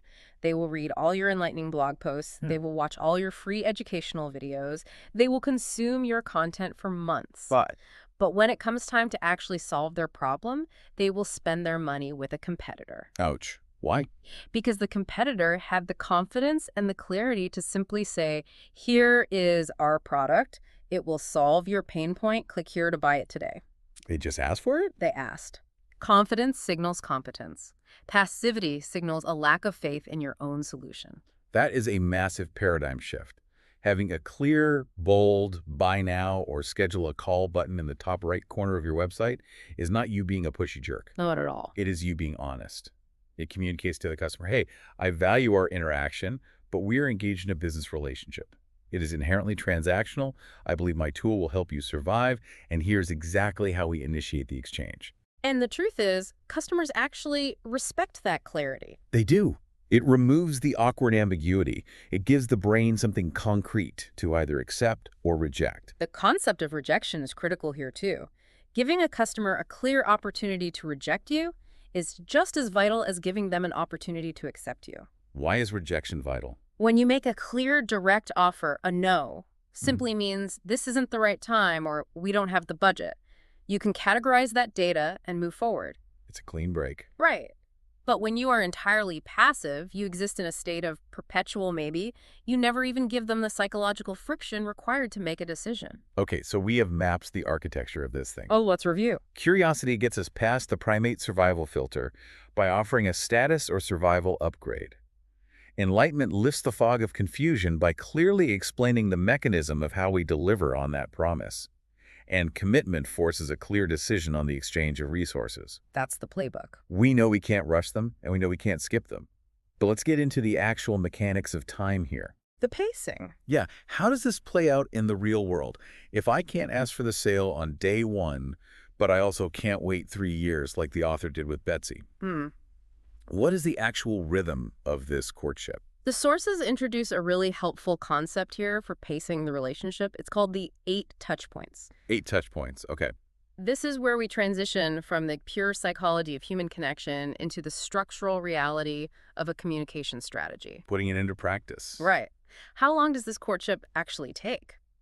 The data presented in the text suggests that for a standard consumer product, an individual needs to experience roughly 8 meaningful touch points before they have accumulated enough trust to justify the risk of a purchase. What counts as a touch point? A touch point is any meaningful interaction with the brand. It could be reading a thoughtful email, watching an explainer video on your site, listening to an interview with the founder, or reading a case study. 8 touch points. Oh. On the surface, that sounds completely reasonable. It's like going on 8 dates before deciding to go exclusive. It sounds manageable.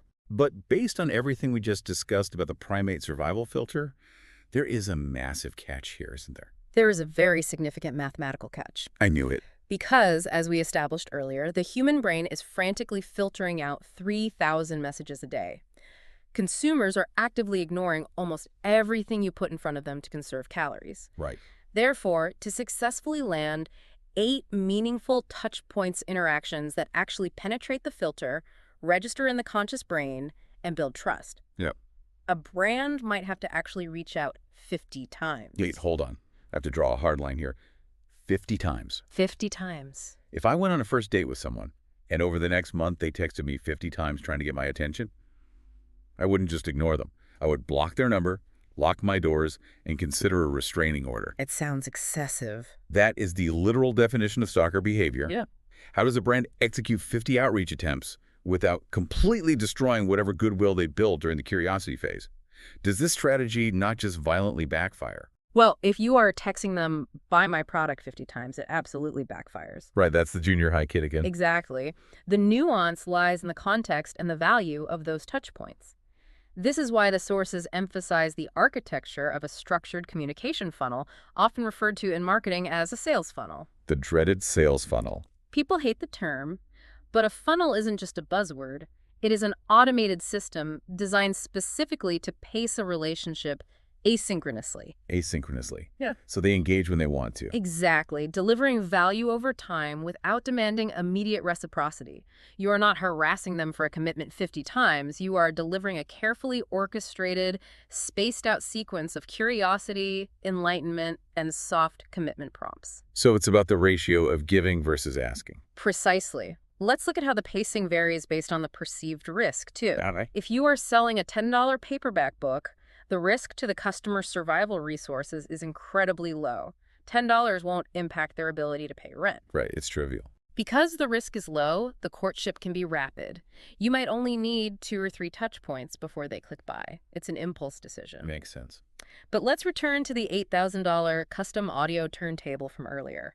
Handing over $8,000 triggers a massive survival calculation. Yeah, that's a lot of berries. That requires a highly sophisticated, elongated courtship to mitigate the perceived risk. The customer might need to read a dozen blog posts, watch an hour-long documentary on the manufacturing process, and receive 20 educational emails over 6 months before they feel safe enough to authorize that transaction. That distinction makes complete sense. The size of the ask dictates the length of the courtship. Always. So if we synthesize this into a practical architecture for anyone listening who wants to actually build this out, how do you automate this trust building without being creepy? You build a system where the customer controls the throttle. I like that. Your website headline is the very first touch point. It acts purely to pique curiosity.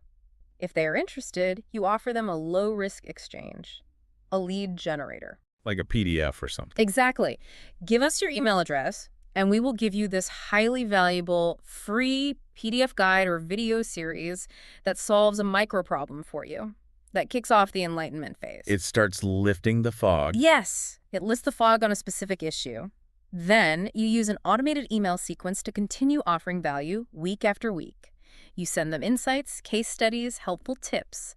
You are slowly, safely accumulating those 8 meaningful touch points. Without forcing them to do anything. Right. And interspersed in those valuable emails, you confidently place the commitment ask.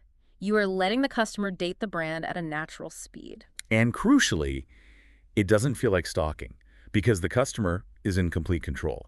They can just click unsubscribe the absolute second they feel rushed or overwhelmed. Exactly. The automated funnel does the heavy lifting of relationship building at scale. By the time a customer finally books a consultation call with you or clicks the buy button, they don't feel like they are talking to a stranger. They feel like they know you. Psychologically, they feel like they are already on their 4th or 5th date with your brand. They know your voice, they understand your mechanisms, they trust your expertise, and they have organically arrived at the conclusion that they are ready to commit their resources. This entire framework is so powerful because it just completely strips away the sleep. It does. It really does. When you break it all down, marketing isn't about trickery. It isn't about finding the perfect psychological manipulation to force someone to open their wallet. It is simply human relationship building executed at scale. It's just human nature. Right. When you understand that every single person you interact with is essentially a primate standing on the savannah, constantly scanning the horizon for tools to help them survive and thrive, your entire approach shifts. You stop being self-centered. Exactly. Yeah. You realize that your job isn't to brag about your company's history. Your job is to pique their curiosity by proving you hold a survival tool, enlighten them clearly so their brain feels the safety of understanding, and then confidently, respectfully, ask for their commitment when they are ready. It radically shifts your perspective from extraction to service. I love that. Extraction to service. When you view communication through this biological, relational lens, selling stops feeling like a necessary evil. It becomes an act of genuine assistance. You are helping anxious, overwhelmed people solve complex problems and survive in an incredibly noisy world. That's a great place to land. As we wrap this up, I want to leave you, the listener, with a quick mental exercise. Highly recommend doing this. Think about your absolute favorite brand right now. It could be the company that makes your running shoes, the software you use for productivity at work, or even just a creator you watch on YouTube religiously. Picture them. Got 'em. Now trace your history with them. Can you identify when you were in the curiosity stage, just vaguely aware they existed? Can you remember the specific piece of content or the exact moment of enlightenment that made you say, oh, I finally get why this is better? It's always there if you look for it. And can you pinpoint the moment you finally made the commitment and handed over your resources? When you map it out backward, you'll see these exact biological stages playing out in your own life perfectly. Mapping your own consumer journey is the fastest way to internalize how universal this psychological framework truly is. It applies to everyone. It really does. Now that we understand the psychological pacing of this relationship, the obvious next challenge is execution. The hard part. Right. We know we can't act like the junior high kid, which means we have to figure out the exact, precise words to use when we make our very first introduction. We need a way to instantly pass that primate survival filter in a matter of seconds. The filter is ruthless. Which means it is time to craft the ultimate one-liner, a single, perfectly engineered sentence designed to hook curiosity without triggering the threat response. But we will leave the mechanics of building that sentence for you to explore in our next deep dive into the source material. Can't wait for that one. For now, just remember the golden rule of the relationship. Do not sprint aggressively across the car lot. Take a breath, respect the filter, build the trust, and guide them out of the fog. Have you ever, like, actually watched someone pick a padlock? Oh, you mean like in real life, not just in a movie? Yeah, exactly. Not in a heist movie where they just, jiggle a paperclip for 2 seconds and the safe magically pops Oh, open. yeah. I mean, a real mechanical lock-picking demonstration. Right. Yeah, it's a completely different thing. It really is. It is this fascinating study in precision. Like, you have this tension wrench, Hmm. right? And it's applying just a microscopic amount of rotational pressure to the core of the lock. Just enough to bind the pins. Exactly. Then you take a thin pick, and you have to feel for these tiny hidden metal pins inside the cylinder. And you can't just, mash the tool around and hope for the best. No, that never works. You'll just break the pick. Right. You have to find the exact pin that's binding. Then you lift it to a highly specific height. I think it's called the shear line. You set it, and then you move to the next one in this very deliberate sequence. Yeah, and if you get that sequence right, a solid brass mechanism that was specifically designed to be impenetrable just, well, it effortlessly clicks open. It's wild to watch. It is, because it's entirely about understanding the internal mechanics of the system you're trying to bypass. The lock doesn't care how hard you push or, how aesthetically pleasing your tools are. Yeah, it doesn't care at all. Right. It only responds to the correct sequence of inputs. And I bring this whole thing up because, honestly, it is the perfect analogy for what we are getting into today. I want you to think about your customer's brain as a vault. A very secure vault. Extremely secure. It is heavily guarded, it's deeply skeptical, and biologically, it's designed to lock out 99% of the information it encounters every single day. Which is a lot of information. So much. And most businesses are out there just like mashing tools into the keyhole. They're shouting louder. They're buying more ads, using flashier colors, and they're wondering why the lock won't turn. They're just forcing it. Yeah, but what if there was an actual psychological lockpick? What if saying the exact right words in the exact right order could bypass that cognitive firewall and magically open doors for your business? It sounds almost like a superpower when you phrase it that way, but it is deeply rooted in how the human brain actually processes information. Right. It's about how we assess threats and ultimately how we make decisions. The words we choose are quite literally the mechanism that dictates whether a customer leans in to listen or completely tunes you out. Well, welcome to this deep dive. Today, we are exploring the foundational steps of the Marketing Made Simple framework, and we're zooming in on a concept called the one-liner. Which is so crucial. It really is. If you're a founder, a marketer, a freelancer, or frankly, anyone who needs to communicate their value to the outside world, you are about to learn how to distill your entire complex operation into a single, perfectly sequenced sentence. A single sentence. Yeah, just one. We are going to look at how to construct a micro-story that instantly communicates your value, agitates a customer's problem, and completely transforms how the market perceives you. Which is, frankly, an urgent undertaking for businesses of all sizes right now. Oh, absolutely. Why is it so urgent? Because right now, there's just this overwhelming number of incredible products and services that are essentially invisible. Invisible. Yeah, completely invisible. They possess immense value, they can genuinely improve people's lives or their bottom lines, but the market simply does not see them. Because they're just not saying the right things. Exactly. Their messaging sequence is completely misaligned with how the brain consumes data. Let's start right there, actually, with this concept of invisibility. Yeah. Because the source material points out a massive industry-wide trap that costs companies staggering amounts of money. Oh, yeah. Billions, easily. It's this fundamental confusion between branding and marketing. And, I want to get beyond the beginner-level understanding here, because most seasoned founders know they aren't Coca-Cola. Right, they know they can't just run a pure brand awareness campaign. Yeah, they know they can't just put a polar bear on a billboard and expect sales. They know they need direct response copy. But where they still fall into the trap, especially in spaces like, say, B2B SaaS or high-level consulting, is that they use dense jargon or abstract corporate poetry. Oh, the corporate poetry is the worst. It is, because they think their sophisticated audience demands, complex language. They think they're marketing, but they are actually just creating this invisible, intellectual brand aesthetic.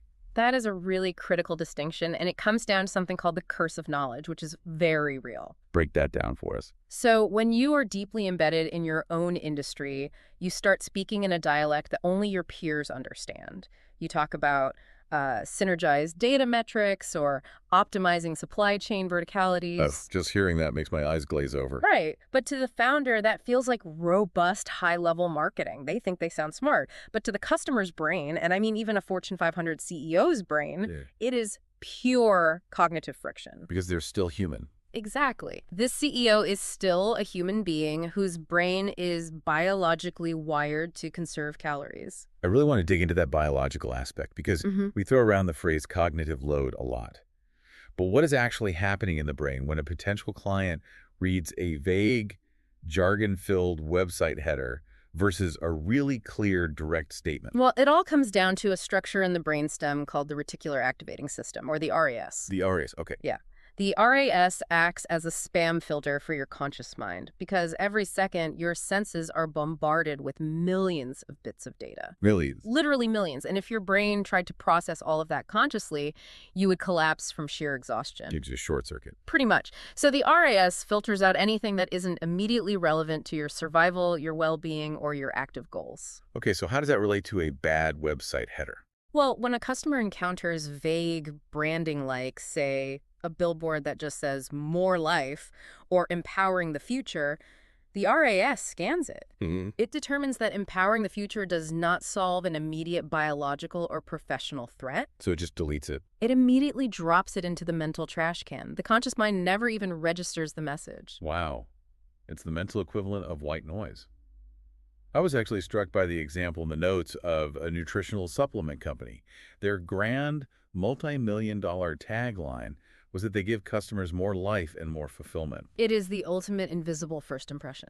Right, because more life and fulfillment could literally be the slogan for anything. It could be a megachurch. It could be an executive life coach. A yoga retreat? Yeah, a yoga retreat. Yeah. Or even like a luxury mattress company. You know, sleep on our mattress and get more life and fulfillment. It forces the customer to stop and do the heavy analytical lifting of deciphering what the company actually sells. And as you said, the brain hates burning calories on puzzles it didn't ask to solve. Exactly. The human brain consumes about 20% of the body's energy, despite being only 2% of its weight. Thinking is literally exhausting. That's a crazy statistic, 20%. Yeah, so if your marketing requires the customer to burn calories just to understand what you sell, they won't do it. They will click away. They will walk past the billboard. So what's the alternative? Well, contrast this with a hypothetical startup mentioned in the text. Let's say it's a company that invents a revolutionary synthetic car oil that only needs to be changed once a year. Okay. If they use a branding-heavy tagline like save time, save money, it's invisible. It triggers that spam filter we talked about. Because it's too generic. Right. But if they use pure, concrete marketing language and just say the oil you only have to change once a year, it bypasses the filter entirely. Because it is instantly quantifiable. And Yeah. it directly addresses a known pain point. Yeah. Like I hate sitting in the waiting room at the mechanic. Nobody likes it. No. So if you tell me I only have to do it once a year, you aren't asking me to solve a riddle. You're offering me a tangible asset, my time back. And this brings us to the operational reality of how we fix this invisibility. Escaping this trap requires a highly structured approach to messaging. We have to follow the rules of the lock. Exactly. It requires us to view marketing not as a canvas for artistic self-expression, but as a deliberate exercise in psychological conditioning. Which is a big shift. Huge! This is where the source material introduces this fascinating paradigm shift, the idea that marketing is fundamentally an exercise in memorization. That concept completely reframed how I look at advertising. Marketing as an exercise in memorization. Yeah, it changes everything. Because we usually think of marketing as persuasion or seduction or storytelling. But looking at it as a curriculum that the customer has to memorize feels so much more, I don't know, pragmatic. It is incredibly pragmatic. And to understand why this works, we have to look at the psychology of how a customer actually moves toward a purchasing decision. Right. It's not just a random jump. No, it is not a random, impulsive leap. It follows a very specific relational progression. A successful sales funnel guides a customer through 3 distinct relationship stages: And those are. curiosity, enlightenment, and commitment. Let's break those 3 stages down because I think a lot of businesses try to skip straight to the end. They meet a customer and immediately demand a commitment. It's the equivalent of walking up to a stranger at a networking event and asking them to co-sign a mortgage. Which is terrifying. It's socially aggressive and biologically alarming. The first stage has to be curiosity. Okay, so what's happening in the customer's brain during the curiosity stage? The customer's brain is asking a very basic, selfish question. Can this person, product, or service help me survive or thrive? And if the answer is yes? If the answer is yes, you pass the filter, you spark curiosity. But, and this is important, curiosity is fleeting. It only earns you a tiny window of their attention. So they are paying attention, but they haven't pulled out their credit card yet. Not even close. Curiosity just gets them to lean in and say, okay, I'm listening. That moves them into the second stage, which is enlightenment. Enlightenment, okay. This is where the customer is seeking evidence. They're saying, okay, you claim you can solve my problem. How does it work? What is the mechanism? Can I trust you? So it's about building authority. Yes. This is the stage where you build authority by explaining your process and proving you are a competent guide who has actually solved this problem before. And once that trust is established, and only then do we hit the third stage. Commitment.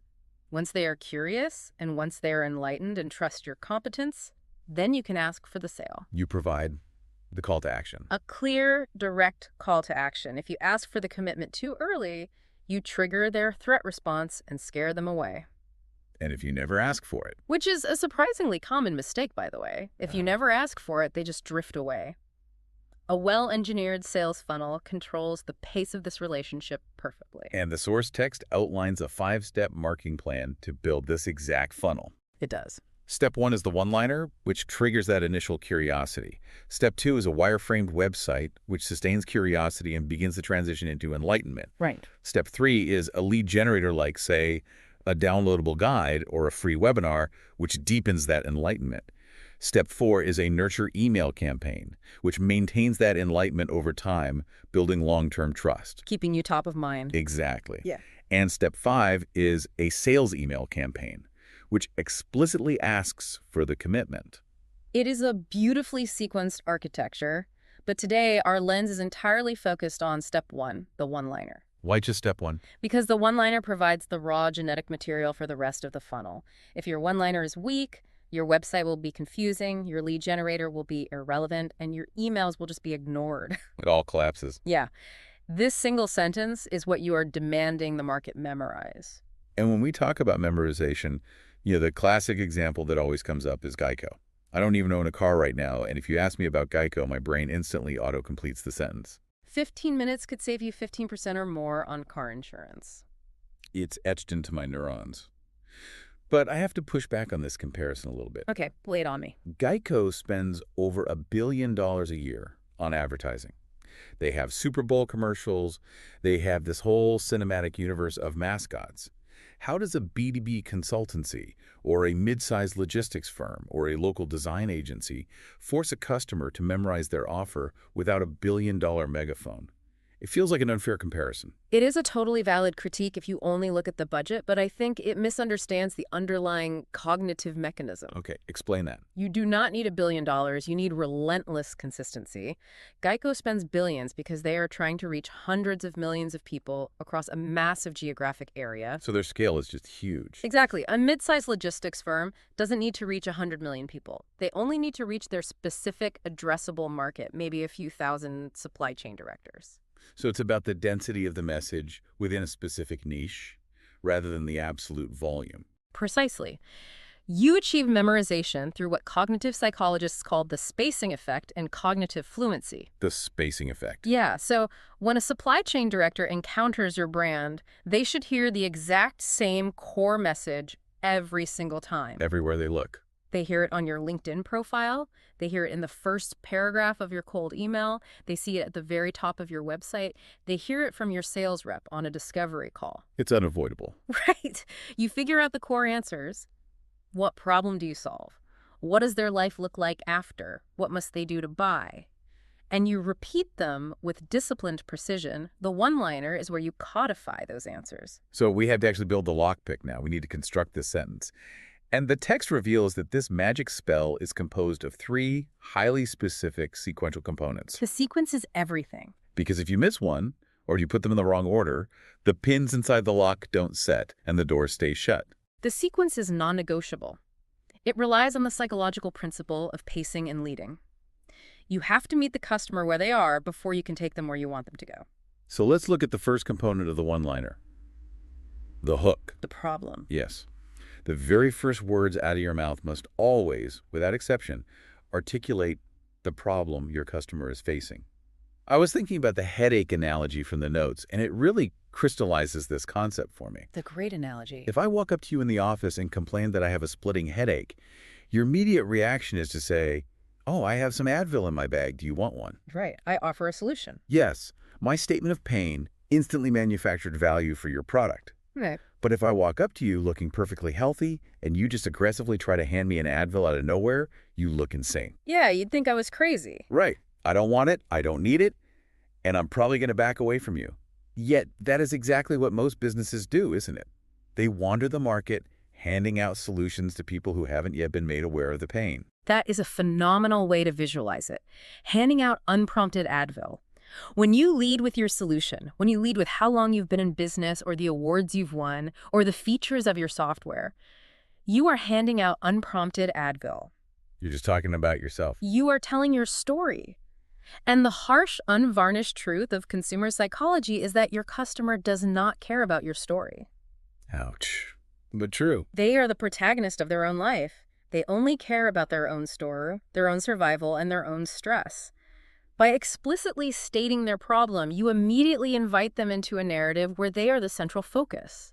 But let me play devil's advocate here for a second.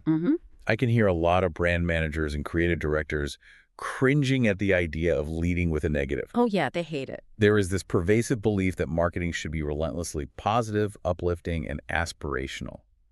Doesn't focusing on pain make a brand feel, toxic or aggressive? It's a common fear, but it fundamentally misinterprets how empathy works. Stating a problem doesn't make you toxic. It proves that you understand them. It demonstrates profound empathy. Interesting. How so? Well, let's look at the evolutionary psychology of threat detection. Our brains are hardwired with a negativity bias. We process negative information, pain, and threats much faster and more thoroughly than positive information. It's a survival mechanism. Exactly. If our ancestors ignored a beautiful sunset, nothing happened. If they ignored a rustling in the bushes that might be a predator, they died. Problems command attention because they represent a threat to our equilibrium. So by articulating the threat, you are proving that you see the predator in the bushes too. You are establishing yourself as an ally. Yes. Let's examine the real-world scenarios provided in the text. Take a pediatric dentist. Okay. The instinct for a positivity-obsessed brand manager is to lead with something like, "We provide state-of-the-art, joyful dental care for children." Which sounds nice, but honestly, it washes right over me. It doesn't hook into anything emotional. Because there is no tension, but what is the actual reality for the customer, the parents? Taking a young child to the dentist is a nightmare scenario. It's awful. There are tantrums, there is anxiety, there is guilt. So a properly engineered problem statement doesn't talk about teeth at all. What does it say? It says most parents get intensely stressed when they think about taking their child to the dentist. Oh, wow. The moment I hear that, my guard drops. I feel seen. I think, okay, this isn't just another clinical facility. This is a place that understands the psychological warfare I go through just to get my kid in the car. Exactly. You've bypassed the spam filter because you identified a specific emotional threat they face. It's so effective. Or consider the local bike store in Nashville mentioned in the text. Their problem isn't a lack of high-quality bicycles in the market. The real, visceral problem for their target demographic is entirely different. Which is? With 110 people moving to Nashville every day, residents are wasting more and more of their lives sitting in gridlock traffic. That is so much more compelling than, we sell durable commuter bikes. It hits me right in my daily frustration. It's agonizing. Yeah, I hate sitting in traffic on my commute. I feel my blood pressure rising just thinking about it right now. You've agitated a known pain point, which makes me desperate for a resolution. But there is a crucial rule here about focus, right? Oh. You can't just list every single problem the customer has. Correct. The principle of singularity is vital here. You cannot say, most parents get stressed taking their kids to the dentist, and dental care is expensive, and waiting rooms are boring, and insurance is hard to navigate. That's too much. If you list 5 problems, you dilute the emotional impact of all of them, and you dramatically increase the cognitive load on the listener. Back to the brain-burning calories. Exactly. You have to isolate the single most agonizing, universally felt problem your ideal client faces, and make that your solitary hook. Okay, so you've successfully agitated the pain. You've got their undivided attention because they perceive a threat, and you've validated that threat.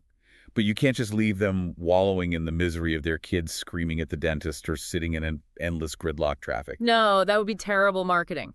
Right. At some point, you have to pivot from agitation to salvation, but without sounding like a sleazy infomercial.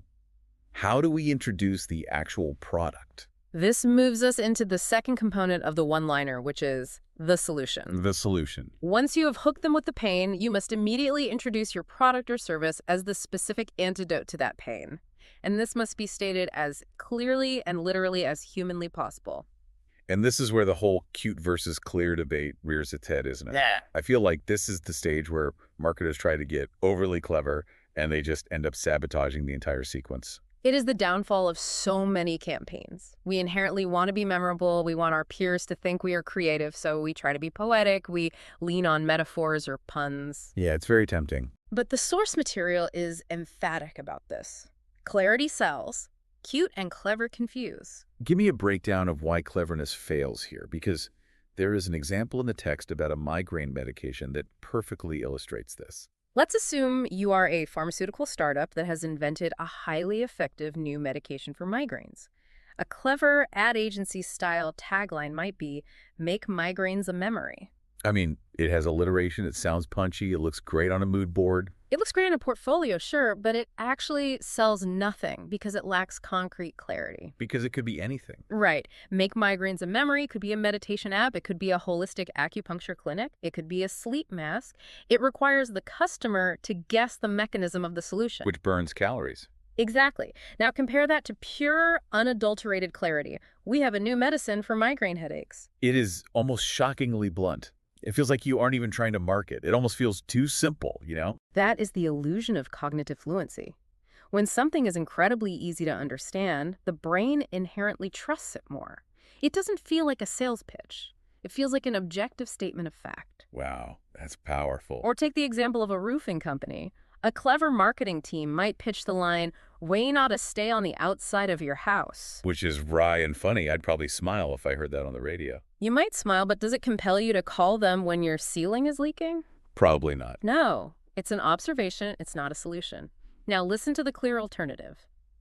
The shingles we install on your roof last a lifetime and are guaranteed to never leak. I hear that, and guaranteed to never leak is undeniably clear.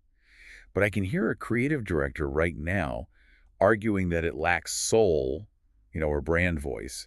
It sounds utilitarian. How do we balance extreme clarity with actually sounding human? Or does the humanity just not matter at this specific stage of the funnel? Oh, the humanity matters, but true humanity in marketing is found in respect for the customer's time and mental energy, not in poetic phrasing. Respecting their cognitive load. Exactly. The soul of your brand is demonstrated by how effectively you solve their pain, not by how clever your wordplay is.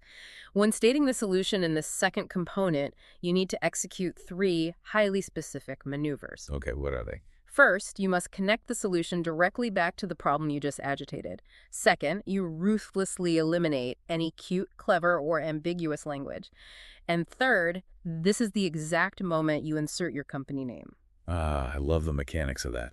Why is inserting the name right at this specific moment so crucial? Why not at the very beginning? Because of how neurological anchoring works. If you start the sentence with at Smith & Co., the brain has no context for why Smith & Co. matters, so it discards the name. Right into the metal trash can. Yep.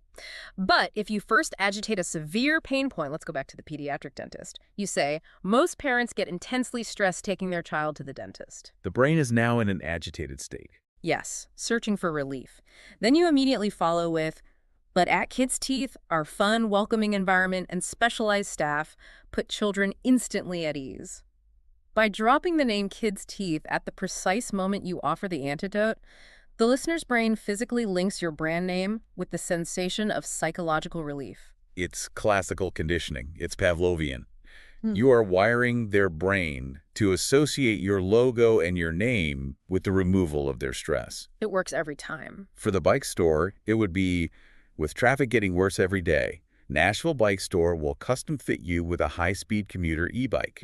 You state the name, and you state the clear, literal mechanism that solves the problem. Exactly. It acts as the structural bridge between the customer's current state of pain and their desired future state of success. Which perfectly sets up the third and final component of the one-liner lockpick, the The result. result. So you've stated the problem, you've introduced your company as a solution, Yeah. but you can't just stop there. You have to paint the picture of what their life actually looks like after they cross that bridge. The final piece is the tangible end result your customer will experience. You have to spell out exactly how their life improves. And the operative word here is tangible. Meaning no corporate buzzwords. Right. You cannot rely on abstract concepts like synergy, empowerment, or optimization. You have to use visual, concrete language that they can actually picture in their mind's eye. The source material offers a really clever mental hack for digging down to this tangible level. It's the which results in trick. Walk us through how that conversation usually goes with a business owner. It's an excellent diagnostic exercise. Let's go back to our roofing company. If you ask the founder, what is the ultimate solution you provide? They will almost always answer with the literal feature of their product. They will say, we give you a sturdy new roof. Which is true. It's true, but a new roof is just a collection of asphalt, wood, and nails. That isn't what the customer is actually buying, so you push them. You say, okay, you give them a sturdy new roof, which results in what? And that forces them to move past the physical materials and into the psychological benefit. Exactly. They have to think about the human impact. So they say, well, you get a good roof, which results in knowing your house is safe, which results in a worry-free home. That shift is profound. You aren't selling shingles. You are selling a worry-free home. You are selling the ability to sleep soundly during a massive thunderstorm without staring at the ceiling waiting for a water spot to appear. Yes, exactly. That peace of mind, the result the customer is actually willing to pay for. And when you use tangible, highly visual language to describe the result, you are actually engaging the customer's motor cortex. Wait, really? Yeah. Neurological studies show that when people read vivid descriptions of actions or states of being, the brain simulates the experience as if it is happening in real time. You want them to mentally test drive the feeling of success. Let's put all three components together to hear what a fully assembled magic spell actually sounds like. There's a great example in the text about a family summer camp. I want to look at how these three pieces interlock. Let's dissect it mechanically. First, the problem hook. Many families struggle to find the time to genuinely connect with each other in our distracted world. Okay, pain point established. Then the solution bridge.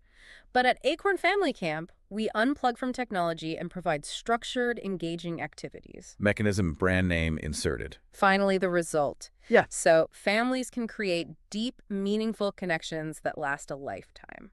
Many families struggle to find the time to genuinely connect, but at Acorn Family Camp, we unplug from technology so families can create connections that last a lifetime.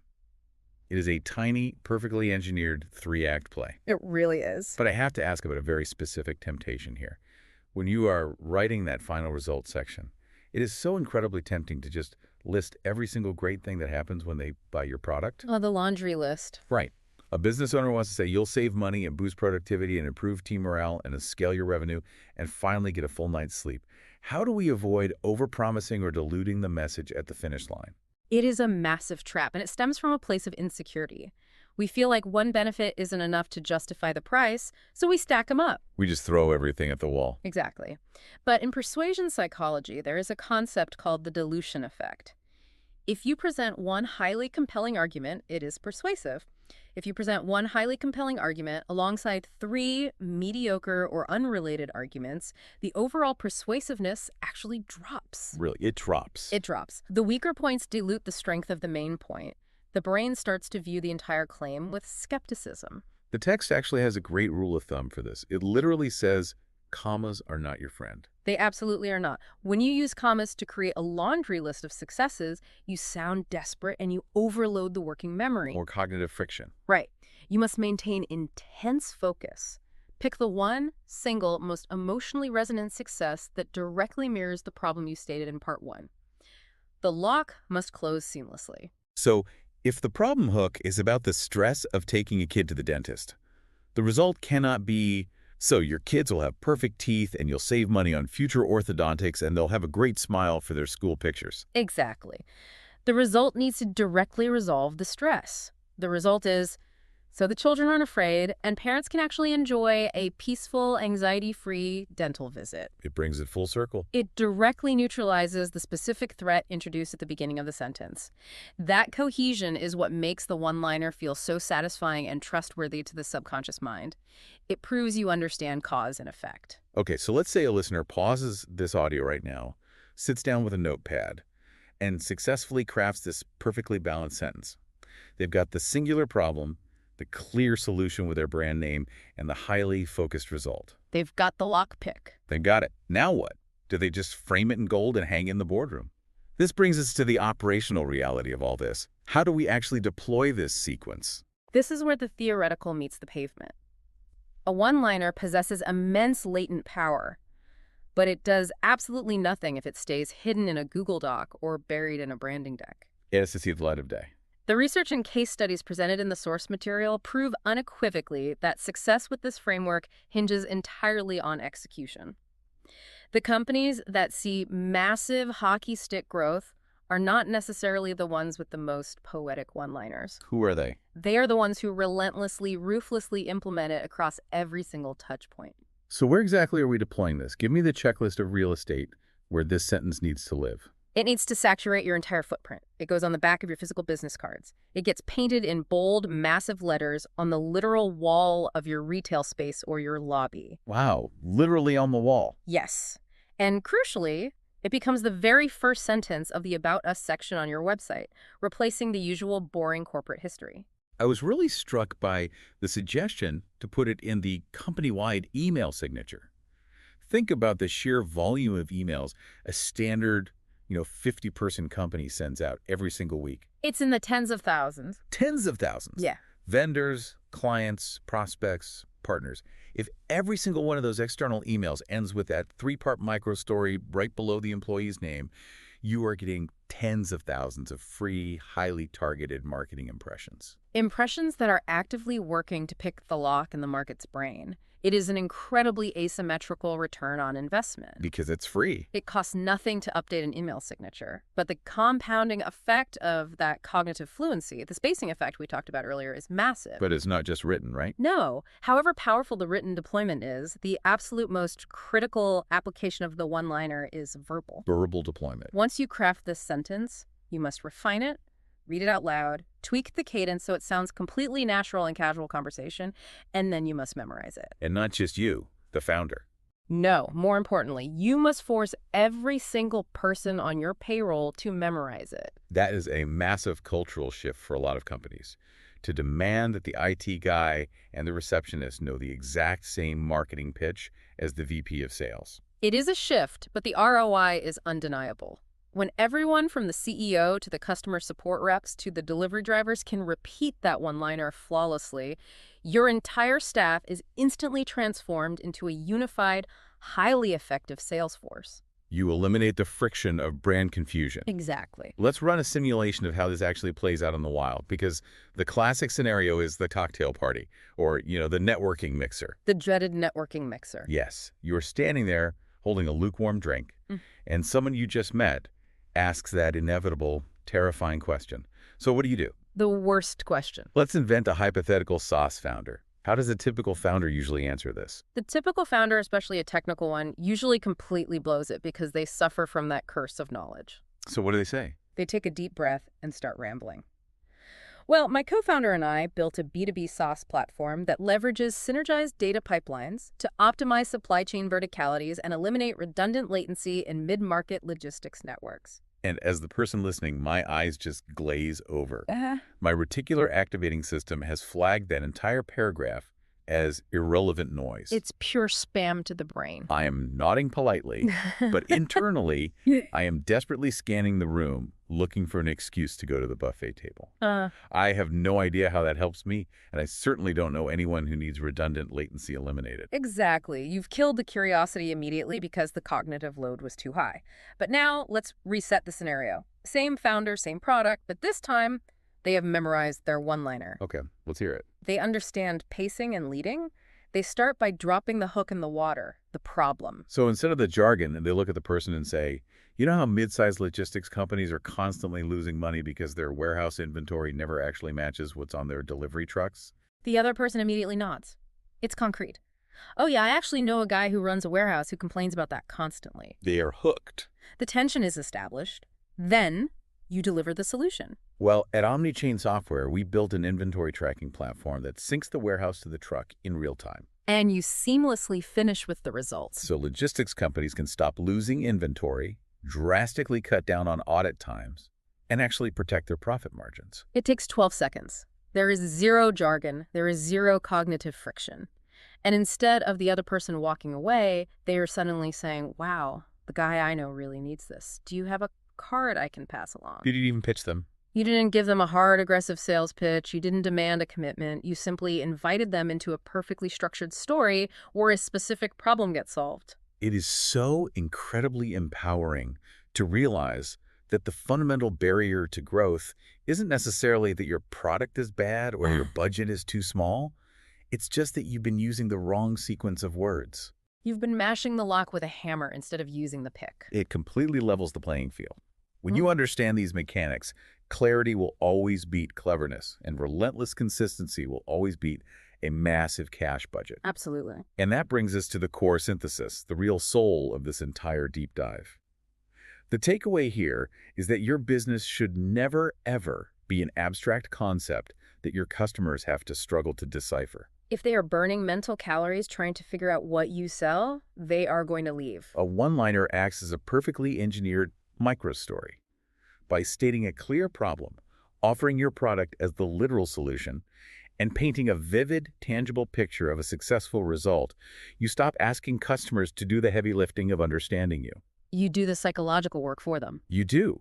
You invite them into a narrative where they are the hero, and you are the highly competent guide who helps them win. And once you master that sequence, you cease to be invisible. You become a highly relevant, highly visible solution in the marketplace. But of course, the one-liner is only the very first step of the 5-part funnel.